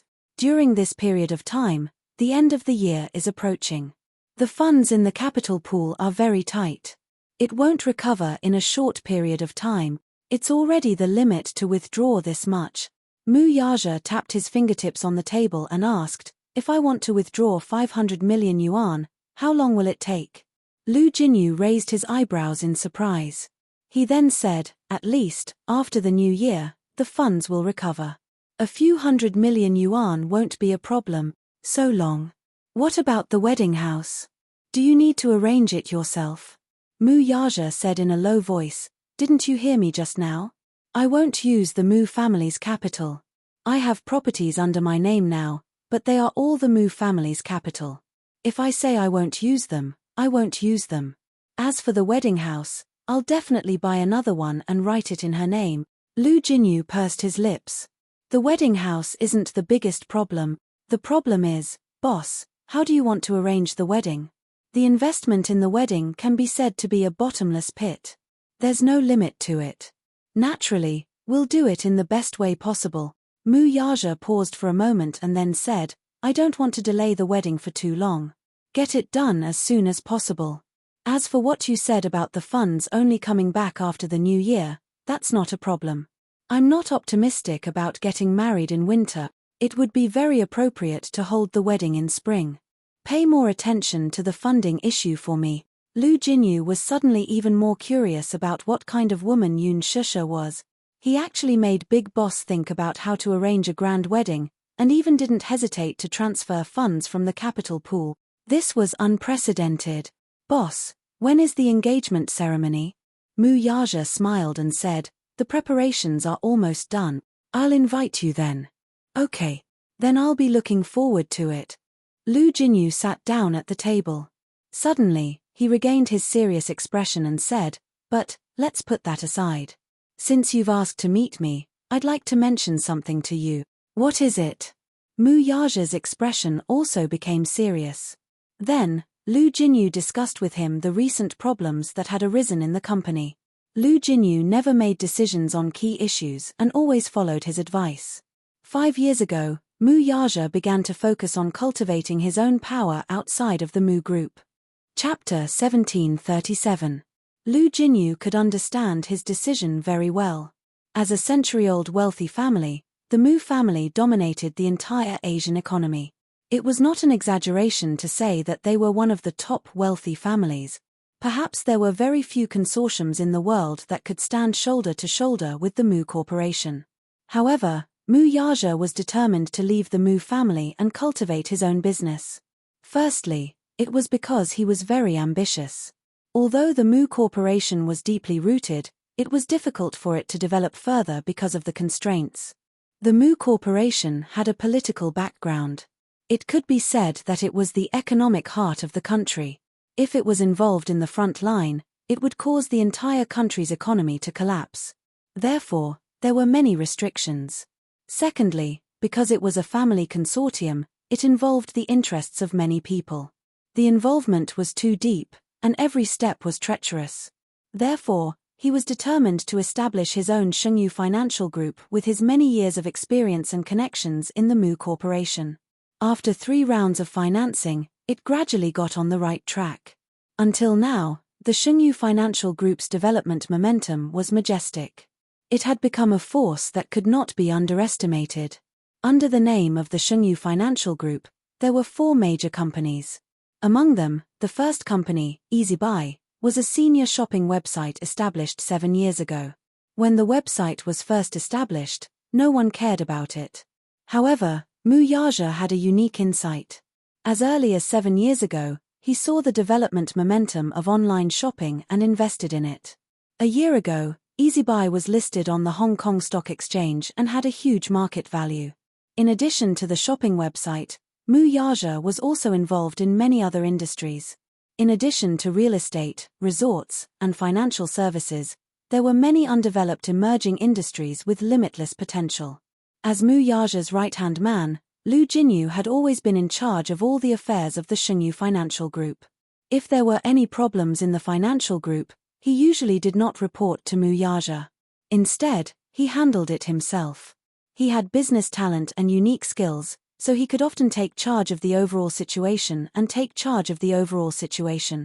However, if it was more important and troublesome, Lu Jinyu would refer to Mu Yaja's opinion no matter what. He listed out all the big and small problems that had recently occurred in the company to him. Mu Yaja gave his own suggestion. The two of them discussed for a long time and actually hit it off tacitly. That's what I was thinking as well. I didn't expect that I would agree with you. There are some things that you don't have to ask for my opinion. I believe that you can handle things well. After all, I have my eyes on you. You have the ability. Lu Jinyu smiled and said, since we're done talking, shall we practice? He looked at the billiard table at the side and felt an itch in his heart. It's been a long time since I've sparred with Boss. My hands are itching. No. Mu Yaja raised his wrist and looked at his watch. It's getting late. I should go home. Lu Jinyu frowned. Why? Why are you in such a hurry to go home today? Could it be that sister-in-law is at home and is in a hurry to go back to accompany Madam? Mu Yaja smiled.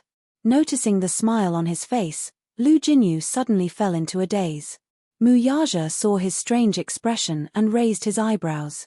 What's wrong? Look at your expression. What's on your mind? Nothing. I just feel that Boss has changed a little. Lu Jinyu said truthfully. Changed? Muyaja was intrigued. How has it changed? Chapter 1738. It's an indescribable feeling. In the past, Muyaja had exuded a cold aura and a sharpness that only a king could possess.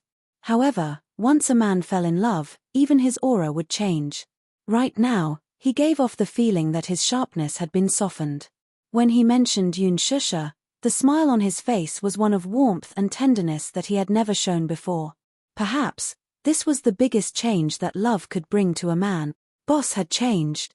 However, Lu Jinyu was happy to see such a change. In the past, Muyaja was like an ice block, high and mighty. He didn't seem like a man of the mortal world at all. However, things were different now. His smile was warm and gentle. He was no longer as cold as before, as if he was difficult to get close to. When he smiled, he gave people an inexplicable warmth. He liked such a change. Lu Jinyu suddenly felt as if he had been fed a mouthful of dog food. He howled like a dog and complained aggrievedly, "Boss, why do I feel like I'm being abused by you even though you didn't bring sister-in-law with you?" Muyaja glanced at him coldly and said, "It's time for you to find a girlfriend." "Yeah, I think so too. Boss, why don't you introduce a girlfriend to me?" Lu Jinyu asked shamelessly. He thought that Muyaja would reject him, but unexpectedly, he seemed to be in a particularly good mood today. Instead, he asked him, "What kind of woman do you want?" "Someone like sister-in-law would be good." Muyaja's gaze turned cold and he snorted. "Dream on. Huh. You won't be able to find another woman like sister-in-law in the world.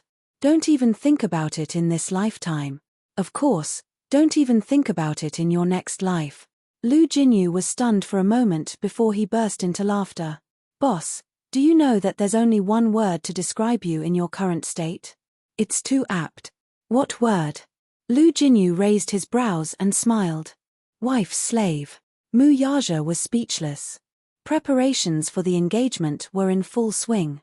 Shusha didn't know that Muyaja had already started preparing for the engagement. At this moment, she was still on set. There was a night shoot today, so she couldn't go home that night. She had to inform Muyaja and the two little munchkins in advance. Night jobs, as the name suggested, were scenes that needed to be filmed at night. Therefore, they could only work at night. What was interesting was that when Jiyu Xiaoyang found her, his face was actually trembling with fear. His usual high and mighty attitude was nowhere to be seen. He rubbed his hands together, looking very uneasy. It made Shusha nervous. She thought that she had made a mistake. His last question was to ask her if she could stay behind to work the night shift. Shusha didn't know whether to laugh or cry. "Of course, Director Jiyu." Jiyu Xiaoyang nodded. "That's great." As he spoke, he did not dare to say anything more to her and hurriedly went to work. Shusha was confused. She thought to herself, Muyaja's authority in speaking was indeed not to be underestimated. Now that she was on set, even Lin Ji, who had always been arrogant, did not dare to act rashly toward her. The special treatment made her feel rather embarrassed. Chapter 1739. During this period, Shusha's scenes had been filmed first. These days, her scenes were mostly with Lin Ji and some other supporting roles. Hence, her time with Hua Jin had been staggered. When Hua Jin saw that she had stayed behind to work the night shift, he was also a little surprised. "Shusha, I haven't seen you in a long time. You've been so busy recently." Hua Jin's closeness made Shusha roll her eyes in her heart. All right.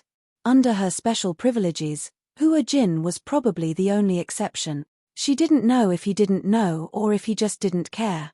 Even though everyone in the crew avoided Shusha, he was the only one who wanted to stick to her all the time. No matter how much Shusha tried to chase him away, it was useless. However, after interacting with him for a period of time, she realized that Hua Jin didn't seem to have any ill intentions towards her. The prank he had played on her that day was at most a joke. In the past, when someone in the crew bullied her and rolled their eyes at her, Hua Jin would silently watch and make things difficult for them behind their backs. Although Shusha didn't know whether to laugh or cry, she knew that Hua Jin really didn't have any ill intentions towards her. It was just that, she really couldn't understand why Hua Jin liked to stick to her. Aside from the way he fawned over her, he also took good care of her on set because of his status. Over time, Yoon Shusha also let down her guard against him. Hua Jin, stay away from me. I'm memorizing the script. You're always memorizing the script. You really don't have any interest in life. Hua Jin said quietly. You're the only one who has interest in life, okay? Hua Jin chuckled and playfully nudged her with his elbow. Why did you enter showbiz in the first place? Me? Yes. Yoon Shusha answered truthfully. It's just a coincidence, I guess. Plus, I thought that I could earn money by acting, so I decided to become an actor. Hua Jin pursed his lips in disdain. Boring. What's boring? Shusha, you're such a strange woman. In such a materialistic circle, most of the girls who entered this circle had great ambitions and aspirations. For example, those who want to be famous, those who want to earn big money, those who want to be rich, those who want to climb the social ladder. Everyone is ambitious, but only you seem to stand aloof from worldly affairs. Since you're standing aloof from worldly affairs, why did you enter the entertainment industry? Yoon Shusha said frankly, to support my family. Hua Jin was silent. He looked at her and blinked his beautiful eyes. He was probably used to her way of speaking, so he smiled, but you're also quite cute like this. She's so silly. Sometimes when she's bullied, she doesn't say anything. She's like a punching bag. You're the punching bag. Do you think I'm like you? If anyone dares to bully me, I'll make them kneel and beg for mercy. Hua Jin smiled and said, Shusha, you have to know that in this world where the strong prey on the weak, you either submit to the strong or work hard to become the strong. However, for someone like you, sometimes being too kind is actually a sin. I don't like to fight with others. Maybe it's because of my nature, or maybe it's because of my nature that I realized that I'm not very suitable for this circle. Yoon Shusha rested her chin on her hand and looked at the center of the set. The crew was still busy preparing the props. She suddenly asked, what about you? Chapter 1740. How did you get into this industry? Hua Jin's expression changed all of a sudden. His expression turned cold as he retorted, do you think I like acting that much? What do you mean? I got into this industry a few years earlier than you, so I've seen through the fickleness of the entertainment industry. Sometimes, I feel tired of it, but even if I'm tired of it, I have no choice but to submit to the rules of this industry. Hua Jin paused, then turned to look at her. Do you know how much I envy you? Yoon Shusha was confused by his sudden question. You asked me how I got into this industry, but rather than saying I got in, it's more like I was sent in. Sent? Yeah. I got into this industry because my father sold me, Hua Jin answered with a lonely expression. Yoon Shusha was shocked. Sold? She looked at him in surprise, thinking that he was joking. How could there be such a father who would sell his own son into this industry? For the first time in her life, she had the desire to find out more about Hua Jin's background. Yoon Shusha's gaze was a little surprised. She hurriedly asked, what do you mean by that? What do you mean by your father sold you into this industry? Because my father lost a lot of money in gambling and owed a huge debt. He couldn't pay it back, so he sold me to the creditor. As Hua Jin spoke, his lips suddenly curled into a cold smile. He laughed at himself. Isn't it funny? I didn't dare to believe that he would do that back then. I was only 15 years old at the time. Under Hua Jin's nonchalant and seemingly casual narration, Yoon Shusha gradually learned about his story. Actually, Hua Jin was originally born into a wealthy family. His father was a senior executive in a foreign company, while his mother ran a business. The financial crisis of 1998 engulfed the whole of Asia, causing this originally wealthy family to fall into a deadlock. Hua Jin's mother's business went bankrupt. Not only that, but the foreign company that Hua Jin's father worked in also suffered quite a bit of damage. Because Hua Jin's mother went bankrupt, the whole family was dragged into a huge debt. Hua Jin's father saw that at a critical juncture, he took the unconventional sword and secretly embezzled a large sum of money to fill the hole in the debt. Once the matter was exposed, he couldn't pay it back. He was sued and finally sentenced to prison. 10 years in prison made things worse for this family, which was already treading on thin ice. When he was young, Hua Jin was very well. Even though he had a hard time, he never complained. In the 5th year of his father's life, his mother couldn't take it anymore.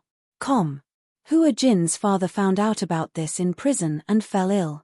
After he was released from prison, Hua Jin's father couldn't find a job because of his financial crimes. His ability was extraordinary and outstanding, but other than ability, the company paid more attention to the employee's character. Looking at his resume, he had a criminal record. Who would hire him?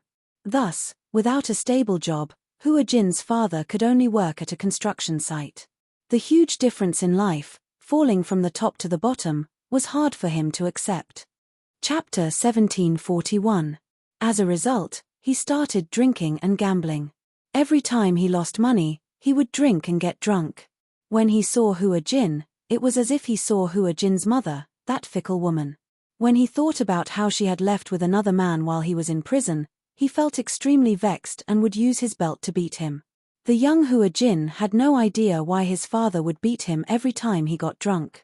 What was worse was that because of his long-term gambling, Hua Jin's father's meager income from the construction site was not enough to repay his debts. As a result, in his memory, he always seemed to be drifting from city to city in a sorry state. In the end, when the creditor came knocking on his door, Hua Jin's father hardened his heart and sold him. That man tossed and turned in bed and finally sold him to a sugar daddy. This sugar daddy was quite powerful and controlled the shares of an entertainment management company. He had signed many artists under him, and they were all stunners. Of course, whether it was women or men, he played very fiercely. When he saw Hua Jin, he felt that if this otherworldly youth entered the entertainment industry and was groomed, he would definitely become a signature idol. When that time came, he would be a money tree. Hua Jin said this and did not continue. It seemed that those embarrassing memories should come to an end. He did not want to say it out loud, afraid that she would hate him. Hate him for being dirty. When Yun Shusha heard this, she was stunned for a long time. She still looked incredulous. I don't believe it. I don't believe that there is such a father in this world. You are his biological son. How could he do that? The world is so big. There are all kinds of strange things. Hua Jin looked indifferent. When this matter was brought up, there was no change in his expression from beginning to end. It was as if he was narrating something that had nothing to do with him. Anyway, it's all in the past. So, entering this industry is not of my own volition. After a pause, he laughed mockingly and said, Actually, I really hate acting. I don't understand why some people like acting. According to the script, acting a character that is completely different from their own character to gain the audience's favor.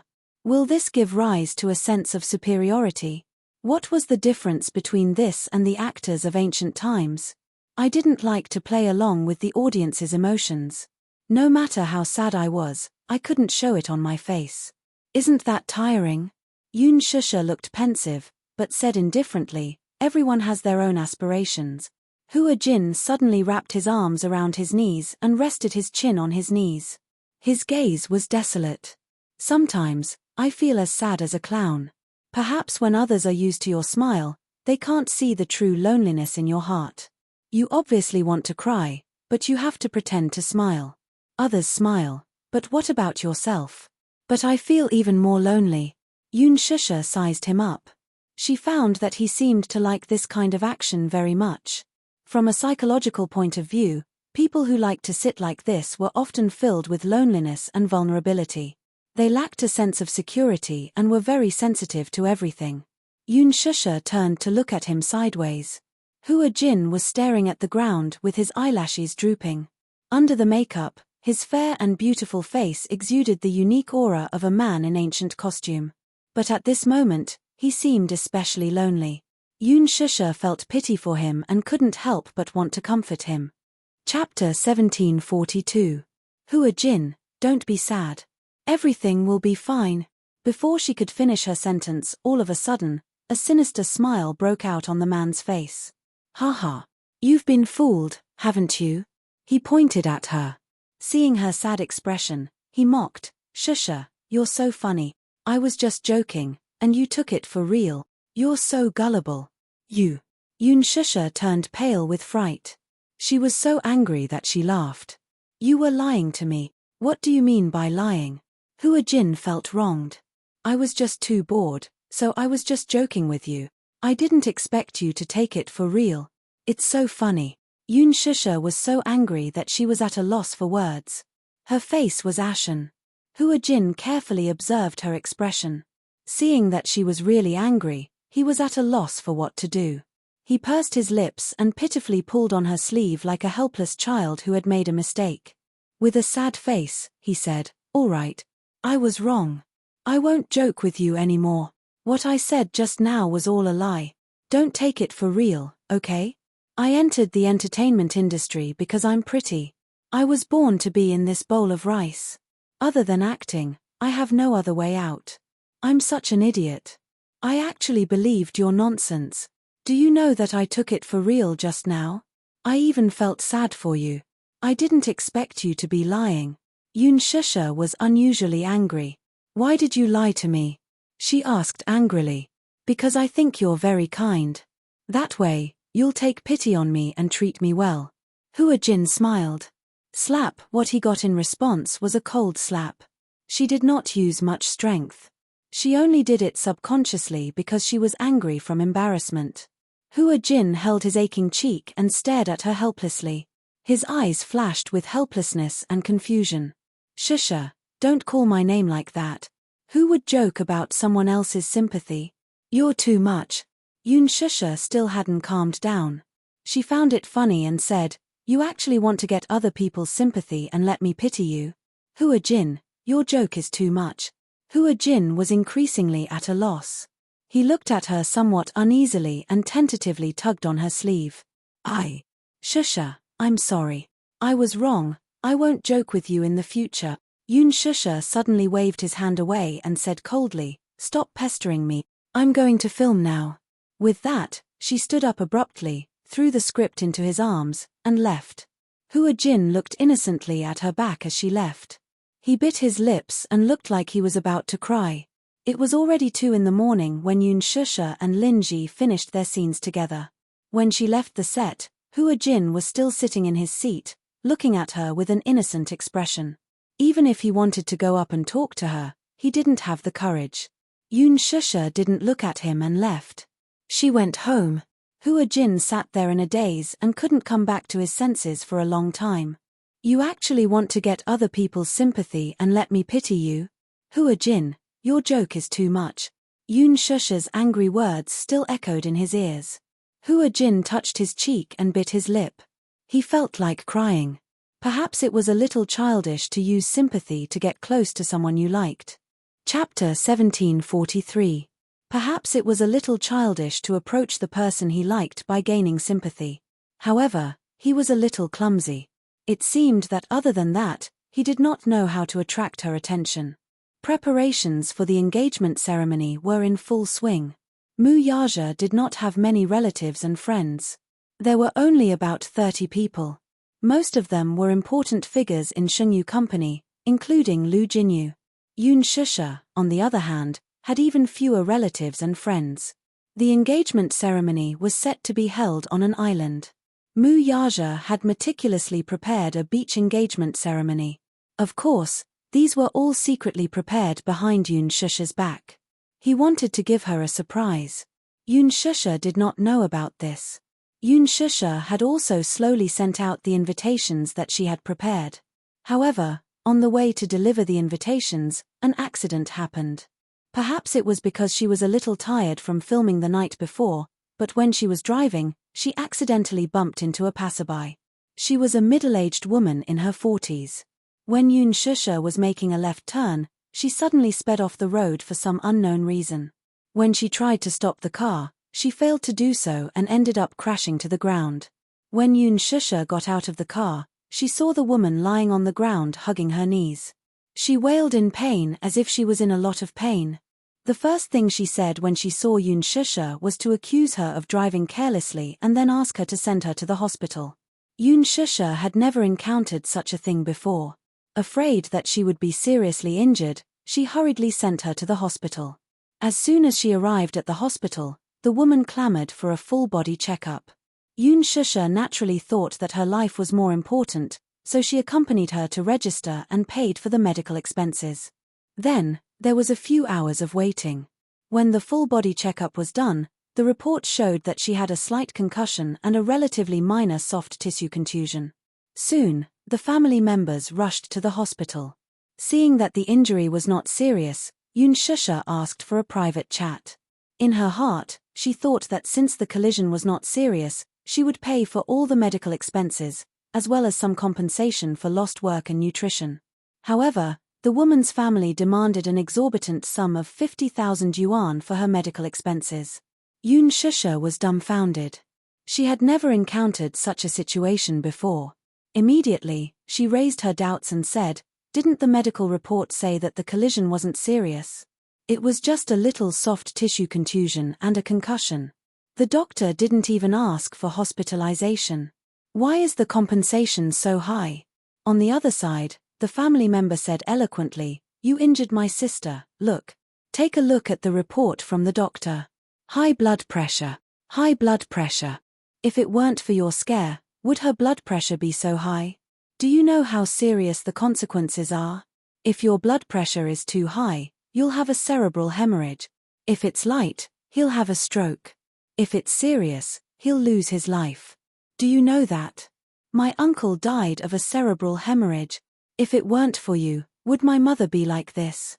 A few family members surrounded her aggressively, as if they were interrogating an unforgivable criminal. Yoon Shusha furrowed her brows.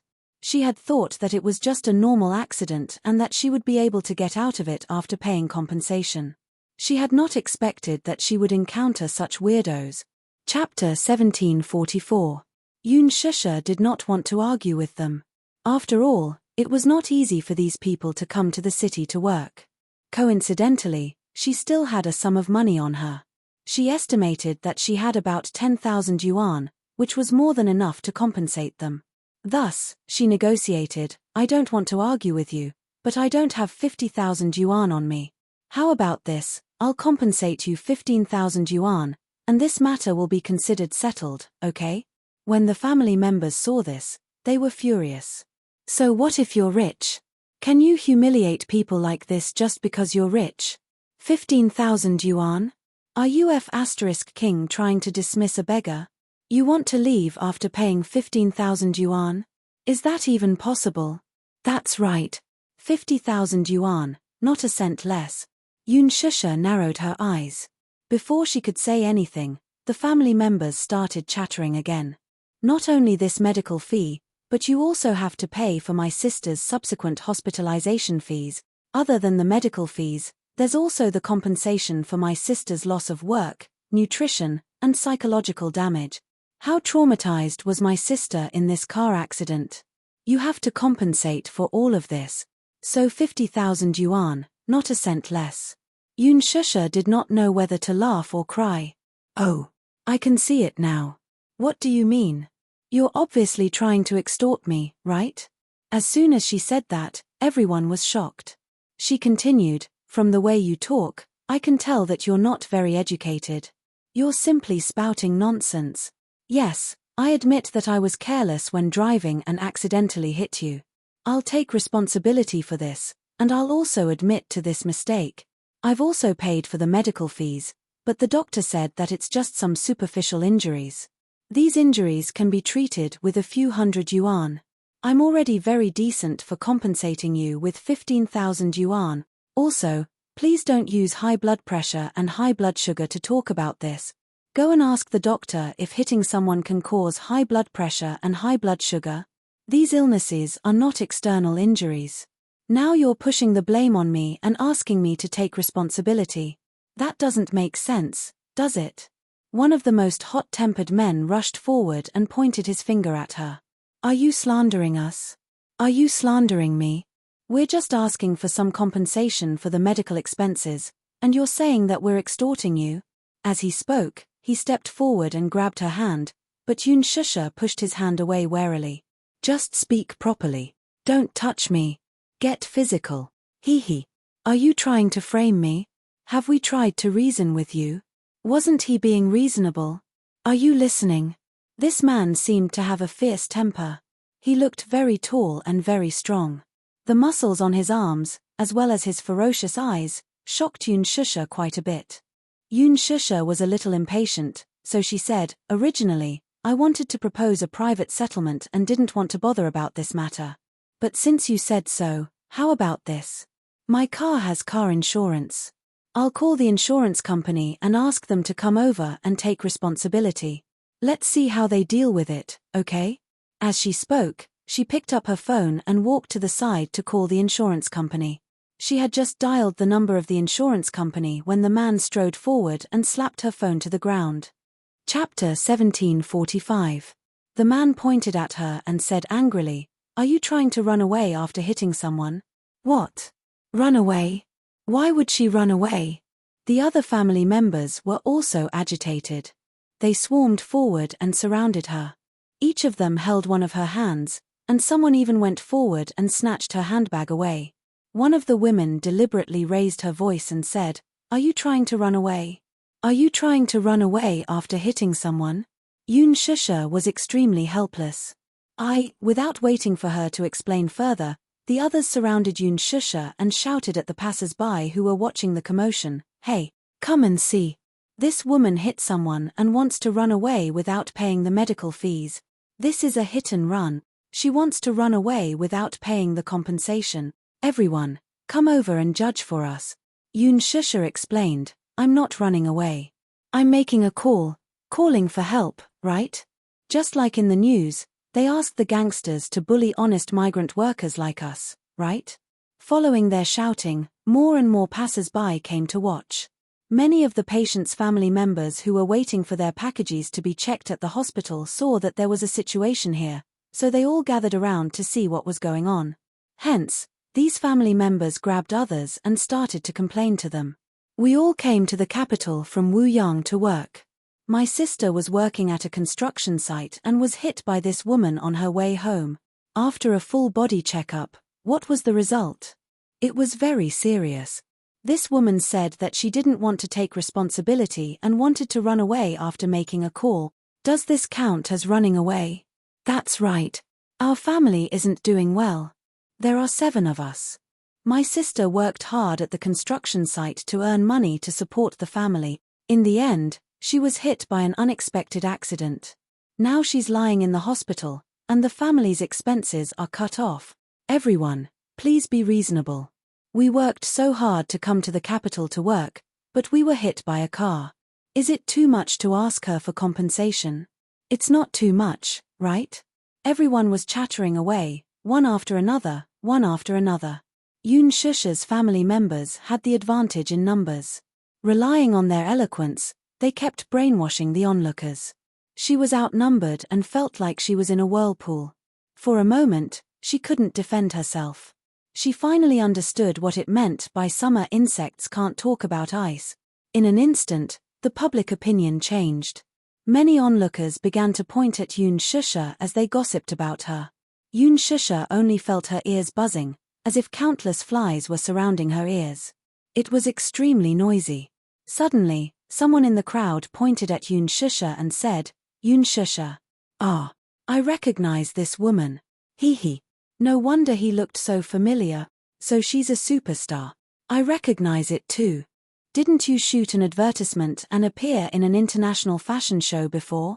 The family member said, "So she's a big celebrity." Once they found out that Yoon Shusha was a big celebrity, many people began to take pictures of Yoon Shusha with their phones. Yoon Shusha covered her face with her collar. However, her actions made more people think that she was obviously guilty. Chapter 1746. After a pause, the woman yelled again, "So you're a superstar. I'm warning you. If you don't compensate us, I'll expose you to the media. How dare you not compensate us for our medical expenses when you caused a car accident? Can you let me call the insurance company? Even if you want me to compensate, you should at least let me withdraw the money, right?" Yoon Shusha was about to burst into tears from their unreasonable behavior. However, the family member said relentlessly, "What do you mean withdraw the money? You're just trying to run away with the money, aren't you? Don't think we don't know what you're thinking. Despicable. Shameless." Yun Shusha was so angry that tears welled up in her eyes. When a scholar met a soldier, there was really no way to reason with him. On the other hand, Lu Jinyu had just walked into the emergency room lobby when he saw many people crowding outside. A delicate-looking woman stood in the middle of the crowd. Her face was flushed red as she looked around helplessly. This hospital was under the control of the Shengyu Financial Group. Previously, due to poor management, this hospital was later acquired by the Shengyu Financial Group as a non-performing asset. Under the management of the Shengyu Financial Group, it had become one of the leading hospitals in the medical industry in the capital city. He had come to the hospital this time because the hospital needed to import a large number of medical equipment. At the same time, he wanted to inspect the situation. When he was about to leave, he realized that the emergency room was surrounded by curious passers-by. Hence, he walked over to take a look out of curiosity. After finding out that a woman had hit someone, she wanted to run away without compensation. However, he was laughing in his heart. In this era, which car on the road didn't have commercial insurance? In the capital city market, most of the insurance shares for cars were at least 1,000,000 yuan. If the driver didn't run away on the spot after hitting someone, it meant that the driver was responsible. After calling the police and arriving at the hospital, the rest was up to the insurance company. How could she run away? Hence, he pushed through the crowd, cleared his throat, and said, "Excuse me, may I interrupt? May I ask what's the situation?" As soon as he finished speaking, the male family member shouted unreasonably, "Who are you? It's not your place to interfere." However, Lu Jinyu smiled elegantly. In front of the unreasonable man, he was as polite as a gentleman.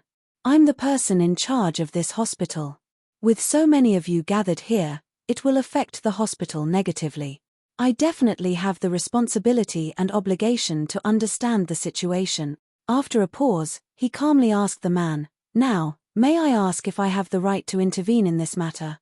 Upon hearing that Lu Jinyu was the person in charge of the hospital, the man immediately straightened his attitude.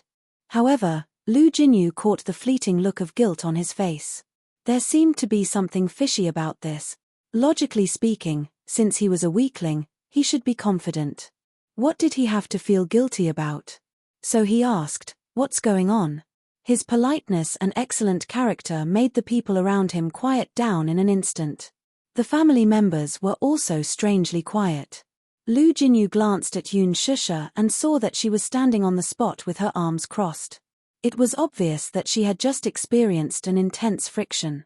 His gaze landed on her arm, only to see that there were scratches on the back of her hand and wrist that were exposed to the air. Chapter 1747. Why did it seem like she was the one being bullied? Hence, he asked gently, "Madam, can you explain the situation to me?" Yun Shusha raised her head to look at him. She was subconsciously wary of him, but when she heard his gentle and courteous voice, she let her guard down and slowly said, "I bumped into someone and sent her to the hospital. I paid for her medical fees and did a full body checkup for her. The report said that she had a mild concussion and abrasions, but it wasn't particularly serious. So, I want to pay a few thousand yuan to settle the matter." A mild concussion sounds serious, but it's actually not a big deal. Generally speaking, even a slap can cause a concussion. It won't be much of a problem after some rest. As for the abrasions, at this point, Lu Jinyu smiled and said, "In the hospital, such injuries can be resolved with a maximum of 300 yuan. You're already being very responsible by paying a few thousand yuan." When Yun Shusha heard his words, it was as if she had met her savior. Her eyes instantly turned red with grievance. "But, the victim's family came over and asked me to pay 50,000 yuan. I felt that their request was too ridiculous and suspected that they were blackmailing me, so I said to call the insurance company and get them to settle it." Lu Jinyu asked, "Have you called the police?" When they heard that they were going to call the police, the family members suddenly became flustered. They looked at each other nervously. They couldn't help but want to go forward and try to befriend Lu Jinyu. However, Lu Jinyu politely stopped them. "Speak one by one, okay? I asked you just now, but you didn't say anything. I don't want to hear it now." Yun Shusha sighed inwardly. This man looks gentle on the surface, but why is his style of speaking so domineering? As he spoke, he gave off the feeling that there was a knife hidden behind his smile and he was imposing without being angry. Lu Jinyu didn't know what she was thinking. He turned to look at her and said with a smile, "You haven't answered me yet." I didn't call the police." "Silly girl, such a matter should be dealt with by the police immediately." Lu Jinyu asked again, "Then, have you called the insurance company?" Yun Shusha said cruelly, "It's been a few years since I got my driver's license, but it's only been a month or so since I started driving. Encountering such a situation, I'm indeed a little confused." Lu Jinyu didn't know whether to laugh or cry. "Don't you know that sometimes, when you're driving on the road, it's not the car that hits someone, but the person that hits the car?" "What do you mean?" "What a silly girl. Stand aside and don't say anything, okay?" Lu Jinyu raised an eyebrow. His elegant yet domineering way of speaking reminded her of Mu Yaja. He felt an inexplicable sense of security. She smiled gratefully, but didn't say anything else. Lu Jinyu walked up to a few family members. There were more than a dozen of them. Even if each of them said a word, it was enough to drown Yun Shusha. There was no room for her to speak. Chapter 1748. Upon hearing that they were going to call the police, the few of them panicked. Only the man pretended to be calm and said, "I don't think there's a need to call the police, right? What can the police say? She was the one who injured her. Since she wants to take responsibility, why don't we just pay the compensation? As long as the compensation is paid, we won't pursue any responsibility." Lu Jinyu curled his lips and smiled. "How much is the compensation?"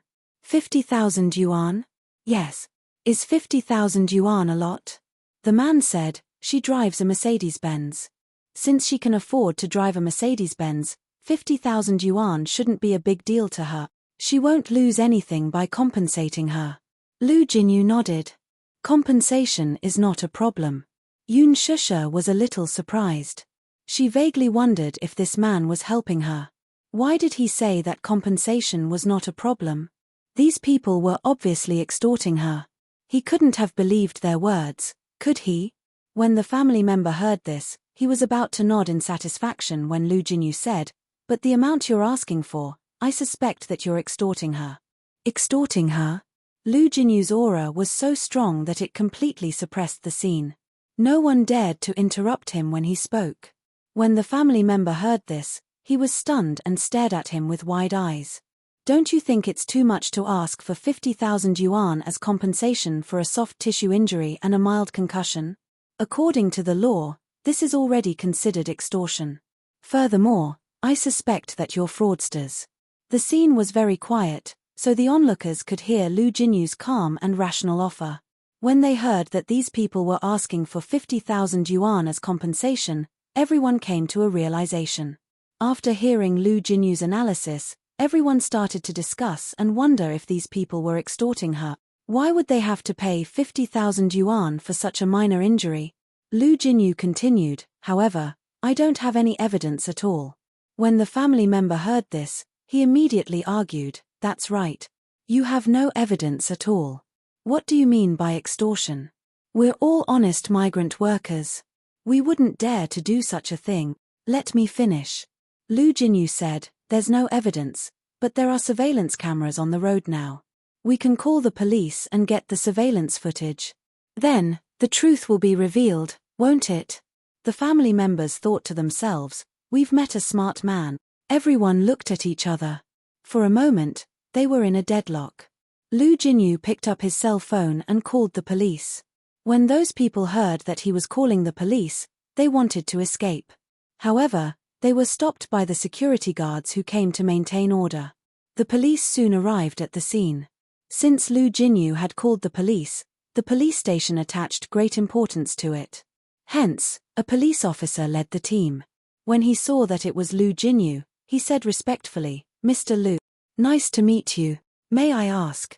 Lu Jinyu briefly explained the situation to them. The police quickly understood the situation. After a brief understanding of the situation, they brought these people back to the police station to record their statements. Yun Shusha was also informed to go to the police station. Before she left, she walked up to Lu Jinyu and thanked him sincerely. "Thank you. If it weren't for you, I wouldn't know what to do. Chapter 1749. Yoon Shusha nodded.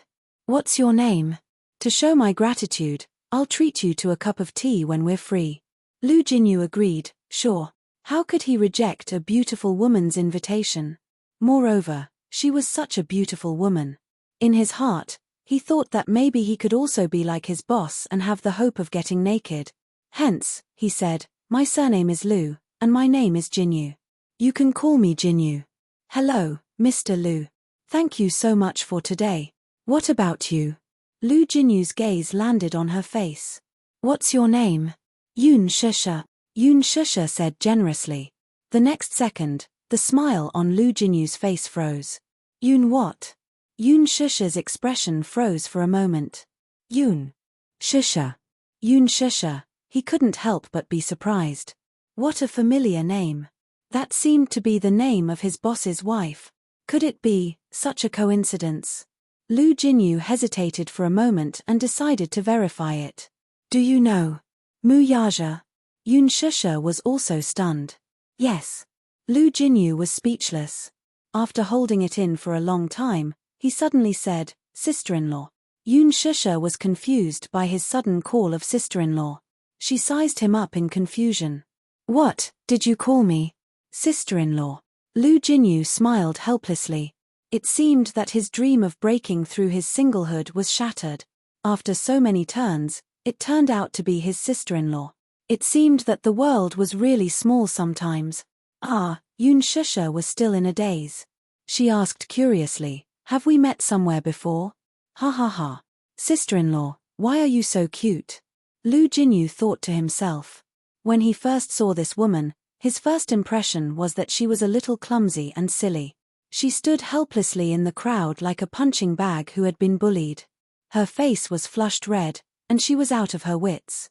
However, he didn't expect that after going around in circles, it was his sister-in-law. Let's go. Sister-in-law, let me treat you to a cup of tea. Lu Jinyu put his arm around her shoulders intimately. Facing the intimate touch of the opposite sex, she avoided him in disgust. You must have mistaken me for someone else. I'm not your sister-in-law. Mu Yaja is my elder brother. According to seniority, I should address you as my sister-in-law, Lu Jinyu said matter-of-factly. Mu Yaja is your big brother? Yes. What a coincidence. Yoon Shusha looked a little confused. What coincidence? Haha. I'm a little surprised too. I didn't expect to meet you here. Thank you.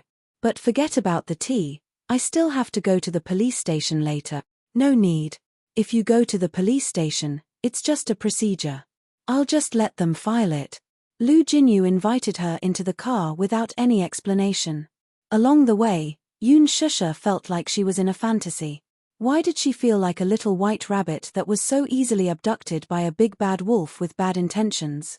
When they reached the cafe, Yoon Shusha was still a little skeptical. It was not until Lu Jinyu took out an engagement invitation from his briefcase that she believed him. She had personally written the invitation letter. After ordering a few cups of coffee, Lu Jinyu lost his cool and elegance. He couldn't hide the excitement on his face as he stared at Yoon Shusha again and again. So, this was the legendary sister-in-law. She was very different from what he had imagined. Chapter 1750. If Yoon Shusha knew what Lu Jinyu thought of her, she would probably not know whether to laugh or cry. Seeing that Lu Jinyu was silently sizing her up, Yoon Shusha felt uncomfortable all over and smiled awkwardly. Mr. Lu, you seem to be looking at me. Mr. Lu. Lu Jinyu was once again amused by how she addressed him. He couldn't help but tease her. Sister-in-law, you don't have to be so formal. Just call me Jinyu. Jinyu? Yes. But. Yoon Shusha hesitated and pursed her lips. Isn't this a little inappropriate? Why would it be inappropriate? Just call me that. Calling me Mr. Lu will inevitably make me feel distant. Lu Jinyu picked up his coffee cup and took a sip. His eyes were curved like two crescent moons, clear and charming. Unlike his previous cold and noble demeanor, the current him seemed very approachable. You and my boss have been brothers for many years. We can be considered comrades who have fought together. We've been friends for so many years, so don't be so formal. Yoon Shusha didn't argue and smiled slightly. Okay. Lu Jinyu pursed his lips, but his smiling eyes were still sizing her up. Yoon Shusha instinctively reached out and touched her cheek, thinking that there was something strange on her face. Seeing her actions, Lu Jinyu thought to himself that he had probably overstepped his boundaries by constantly sizing her up. Hence, he smiled politely and said, "Sister-in-law, Jinyu is being presumptuous. I shouldn't be staring at you like that. It's okay. However, I'm staring at you not because of anything else, but because I'm really curious about the charm of the woman that boss has taken a fancy to." Yoon Shusha's gaze shifted slightly. For a moment, she didn't understand what he meant. Lu Jinyu was afraid that her imagination would run wild, so he hurriedly explained, "Sister-in-law, don't misunderstand. Although it's a little presumptuous, I don't mean anything else. But, sister-in-law, do you know? You're boss's first and only woman. At first, when I found out that boss was married, I was so shocked that my eyeballs almost popped out." Yoon Shusha was amused by his funny words. She covered her mouth and laughed secretly. How can it be so exaggerated? How should I put it? In his impression, the boss was an ambitious person. He was cold-blooded and iron-fisted. His actions were swift and decisive. His abilities were extraordinary. Those who coveted his women would flock to him like a flock of ducks. I'm not exaggerating. The number of women who want to climb up the social ladder can line up from here to Paris. However, boss has always been cold and aloof. In terms of women, he has never touched anything. Lu Jinyu had always been curious. Did Mu Yaja not have any physical needs? In his memory, his impression of Mu Yaja was that of a workaholic. Work, work. Apart from work, he was busy. When the Shengyu Financial Group was first established, he spent half of the year flying around the world. He was so busy that he didn't have any free time. Apart from work, Mu Yaja's occasional hobbies were probably to play billiards, golf, or go to the fencing gym to pass the time. This routine and hobbies. No matter how he looked at it, he suspected that he was middle-aged. He was only 28 years old, but he was like an old cadre. He didn't have the vigor of a young man at all. Chapter 1751. Back then, Lu Jinyu had also developed some mischievous interests. He deliberately hid his purpose and took Mu Yaja to the bar to hunt for women. The problem was that when they arrived at the bar, Mu Yaja was like an ice block. He just sat in the private room and drank silently, as if he had nothing to do with it. He silently watched the men and women in the bar dance without restraint. His cold expression was a stark contrast to the drunken demeanor of the people in the bar. From the private room he was sitting in, it was almost as if he was in two different worlds from the dance floor. One side was in full swing, while the other side was cold. Lu Jinyu thought to himself, boss really doesn't know how to enjoy life. At such an occasion, he was not in a hurry to catch his prey. Instead, he was calm and composed. Like a profound veteran, he sat in the corner and casually tasted his wine. When it came to his career, he was very ambitious. Why did he seem so indifferent when it came to women? Men all had their biological needs. Could it be that boss had no feelings for women at all? But she had never seen him show any interest in any man before. Lu Jinyu even suspected that his boss was frigid. Of course, this was just a silent criticism in his heart. If Mu Yaja knew that he thought of him that way, who knew what he would do to him?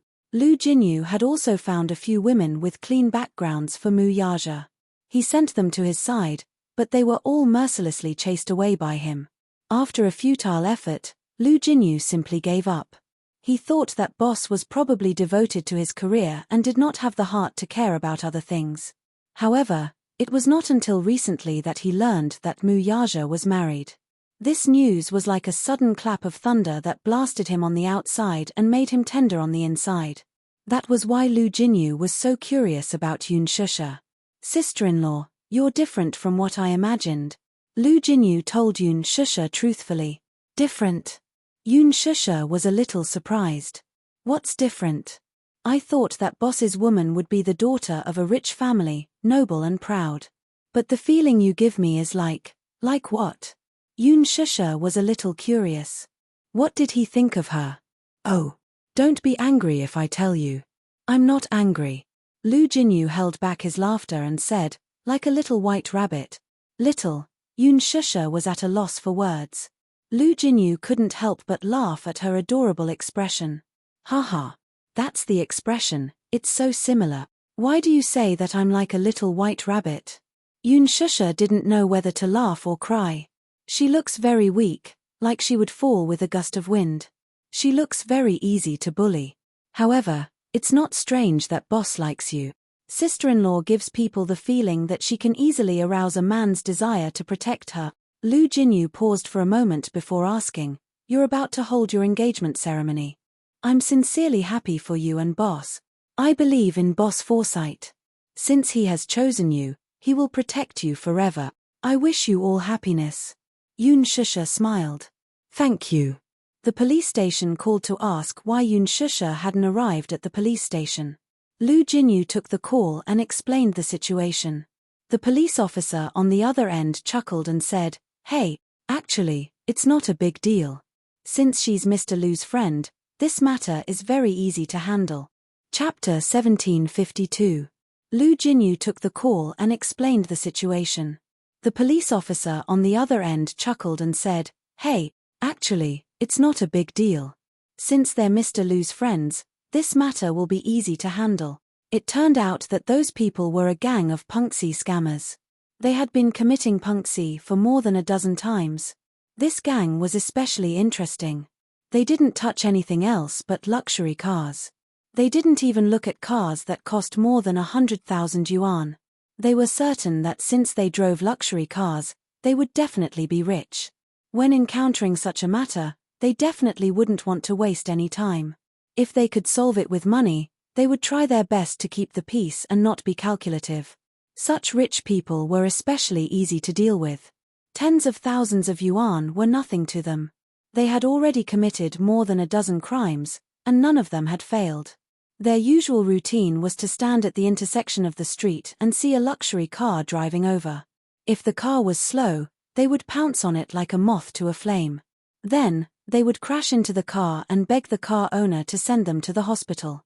Even if the car owner wanted to call the police to deal with it, when they saw the person lying on the ground and rolling around in pain, they were afraid that the loss would outweigh the gain if they delayed and caused a death. Hence, they rushed to the hospital. They called the gang to disguise themselves as family members, do a full body checkup, and ask for a sum of compensation to settle the matter privately. Most people couldn't be bothered to make a fuss and just settled the matter with money. Unfortunately, they met Lu Jinyu today, and he was in control of the situation. That was why they stumbled and fell into Lu Jinyu's hands. Hence, Yun Shusha was also very grateful to Lu Jinyu for helping her out.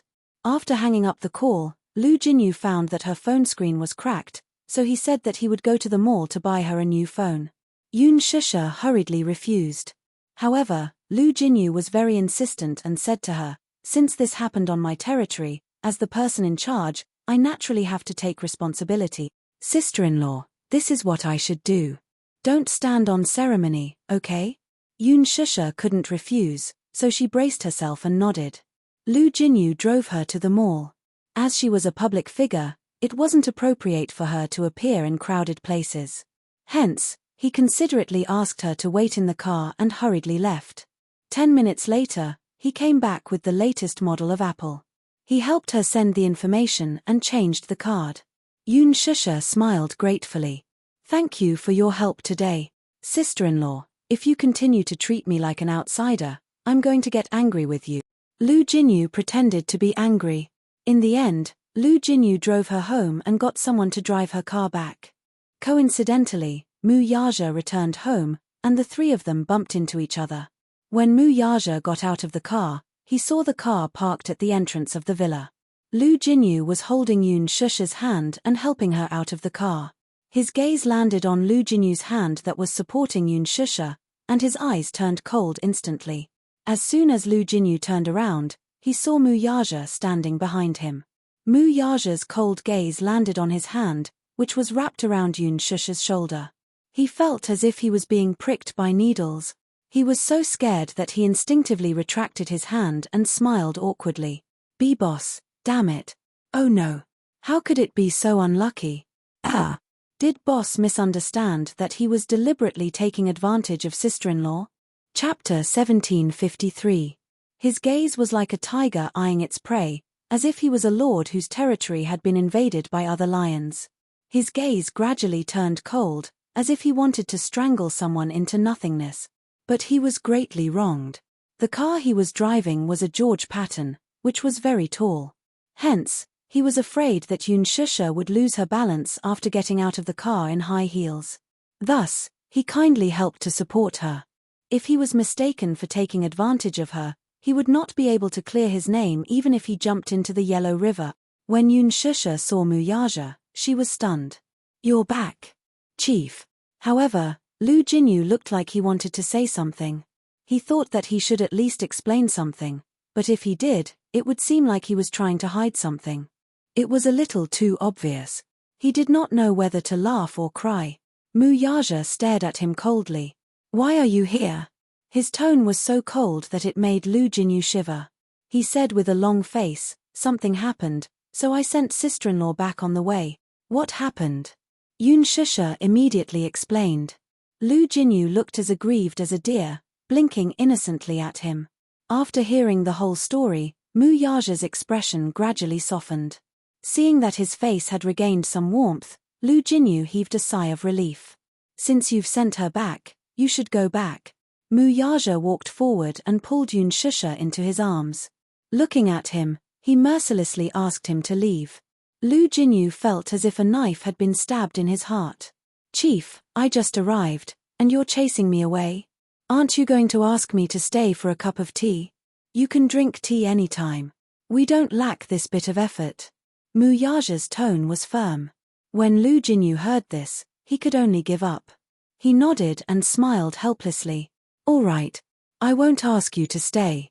I'll leave first." After that, he said goodbye to Yunshusha and drove away. Muyaja brought Yunshusha into the house. As soon as he stepped through the door, he asked in a deep voice, "Why didn't you call me immediately after something like this happened?" There was an inexplicable anger in his question. Even though she explained it casually, Muyaja's heart ached when he heard it. This stupid woman was so small. She was surrounded by so many people in such a situation. She was pointed at and bullied by so many people. She didn't know how helpless she was. She should have called him as soon as possible. As her man, the first person to stand up for her when she was in trouble wasn't him. This more or less made him a little angry. Yunshusha saw that he seemed to be angry and knew that he was worried. She stuttered a little and replied, I might have been a little confused at the time." Confused? Muyaja didn't know whether to laugh or cry as he asked, "You're usually so sharp-tongued. Why? Were you confused when you were bullied by outsiders? There were so many of them. They surrounded me. At that time, my mind was blank. Besides, how could I have thought of calling you for help at that time? If I didn't think of me when I was in trouble, who else could I think of?" Chapter 1754. It's all in the past. Don't be angry. I'm fine now. Yunshusha paused and said, "Besides, you have a lot of work to do. What if you're busy when I call you? Won't that disturb you?" Little idiot. Muyaja knocked on her head and enunciated each word clearly. "Remember this. No matter how important it is, it's not as important as you." Yunshusha was stunned. Although his tone was stiff, it warmed her heart. He said, "No matter how important it is, it's not as important as me." It turned out that she was so important to this man. She was more important than his career and everything else in the world. Hearing him say this, her heart felt as sweet as honey. Yunshusha pursed her lips and giggled. Muyaja saw that she was giggling like a cat that had stolen a fish. He couldn't help but reach out and pinch her cheeks. "What are you giggling about? Little idiot." Yunshusha waved his hand away and said coquettishly, "All right. Don't be angry. I'll be more careful next time. I promise." "That's more like it," Muyaja said. "Just remember this in the future. However, even if you forgot to call me, you should have called the police immediately when there was a traffic accident. What were you thinking in that little head of yours? At that time, I saw someone fall onto the ground. It was so pitiful. I was afraid that someone would die, so I wanted to rush to the hospital. Mu Yaja was speechless. Then, I wanted to call the police, but my cell phone was knocked to the ground by them and broke. Yun Shusha sighed as she said this. Mu Yaja was speechless. After a long silence, he sighed. Stupid woman. I think you're hopelessly stupid. Hey, no personal attacks. How am I stupid? If I were stupid, how could I have given birth to such a smart baby like Yo-Yo? Yo-Yo inherited my excellent IQ genes. As for your IQ, please refer to Xiao Chen. Mu Yaja calmly stated the truth. Yun Shusha, was that really the case? Yun Shusha sniffed her nose as if she had suffered a blow. She was obviously provoked. Mu Yaja turned around and smiled. He suddenly raised his head and rubbed her hair. But, this is also good. Okay. Yun Shusha was confused. What's good about it? Mu Yaja said gently, it's better if you're a little stupid. She didn't know whether to laugh or cry. Do you like how clumsy I am? Yes. She was even more surprised. Why? Because you'll need me more if you're a little stupid. Mu Yaja gently caressed her cheeks. The love and tenderness in his eyes warmed her heart even more. He liked the feeling of being relied on by her all the time. In the past, he always felt that it was better for women to be a little smarter, but that was until he met her. He liked how clumsy she was. When he looked at her, a strong desire to protect her grew from the bottom of his heart. He wanted to hold her in his palms, love her, and protect her. No one could covet her. It didn't matter if she was a little stupid. He would become her entire world. Even if this world was a dog-eat-dog world, he would use his own strength to stand at the top of the strong. He would build a city for her and protect her. Yun Shusha was touched and hugged his shoulders. Chapter 1755. So what? As Mu Yaja spoke, he inadvertently caught a glimpse of a scratch on her arm.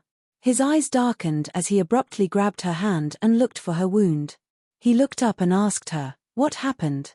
There were many scratches on her arm, wrist, and the back of her hand. Although the wounds weren't deep and were just scratches, it was obvious that someone had scratched them with their fingernails. Seeing this, his brows furrowed deeply. What exactly happened? How did you injure your hand? I was scratched by someone. Of course I can tell that it's a scratch. Mu Yaja sounded a little anxious. Who scratched you? It's those people. The police said that they were a group of scammers. When we were arguing at the hospital, they wouldn't let me go and scratched me. Mu Yaja's gaze instantly turned cold and his face darkened. Yun Shusha immediately said, it's just a scratch. It's not serious. How is the scratch not serious? What if they have germs on them? How can it be that serious? Yun Shusha was frightened by him. You're too careless. Don't come into contact with others when you're outside. Some people have germs on them that can be infected through wounds. These words were indeed not to scare her. Mu Yaja held her hand and pulled her to the sofa. He took the first aid kit from the shelf and opened it. He dipped some cotton in the medicine and started to clean her wound. Yun Shusha found it funny and helpless at the same time. This man was making a mountain out of a molehill. It was just a scratch. Why did he have to go to such lengths to apply medicine? However, she was still quite touched by his attentiveness and consideration. She sat quietly on the sofa while he knelt on one knee in front of her and carefully used the medicine to clean her wound bit by bit. Yun Shusha was naturally very pleased to let him serve her so condescendingly. She lowered her head to look at him. From her angle, she could just catch a glimpse of his drooping eyelashes. They were thick, long, and mesmerizing. She couldn't help but reach out and catch his eyelashes. Mu Yaja looked up at her. What's wrong? Your eyelashes are really long. It's so beautiful. Yun Shusha was in a good mood. When she smiled, she was as innocent as a child. Mu Yaja couldn't help but be infected by her smile. The corners of his lips couldn't help but curve into a light arc, and his mood also improved a bit. Yun Shusha laughed at him. Eyelash fairy. Mu Yaja, stupid woman. Other than these 3 words, he really didn't know what else to say. Furthermore, what did mascara spirit mean? Yoon Shusha glanced at his face and knew that he definitely didn't know what the word meant. She kindly explained, "You don't understand the trend, right?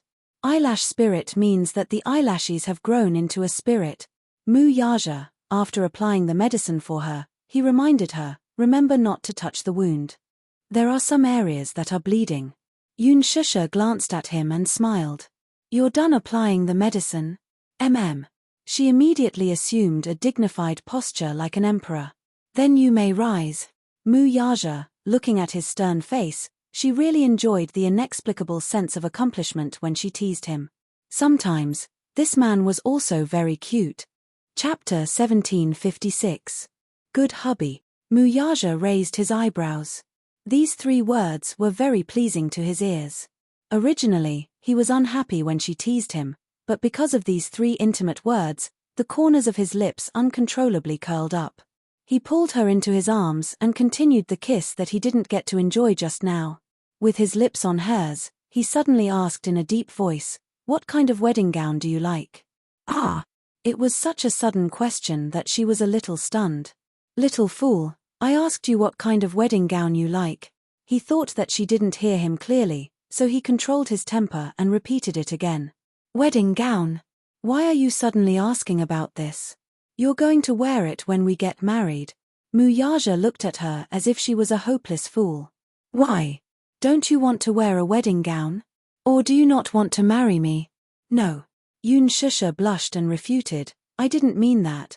I just think that your question is too sudden. Since I'm going to marry you, the wedding gown will naturally be indispensable.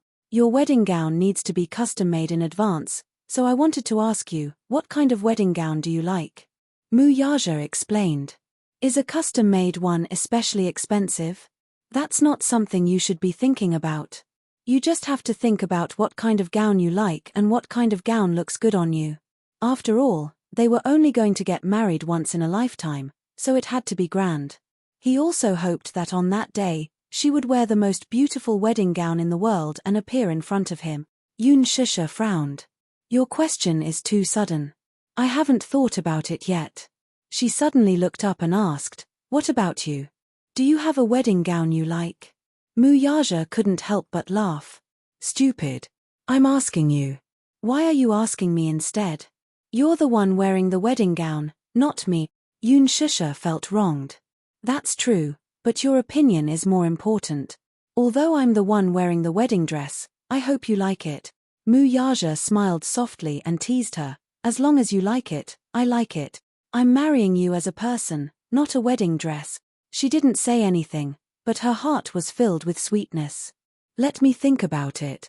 In fact, she used to have many beautiful dreams for weddings. Her biggest hope was to dress up grandly and wear a beautiful wedding dress to marry the man she loved. But when the day really came, she couldn't say for a moment what style she liked. She hadn't studied it at all. There are a few types of wedding dresses. One type is Chinese, such as the qipao or the hanfu. It combines many elements of classical culture. Some are more retro, and some are more modern. The other one is Western style, but there are many styles of Western-style wedding dresses. They are very complicated, and you will be dazzled by them. Yoon Shusha was stunned by his words. "You seem to know a lot about wedding dresses." "Not really. But I went out of my way to find out more." Although he said that, she knew in her heart that he was paying special attention because of her. Yoon Shusha's ears were a little red.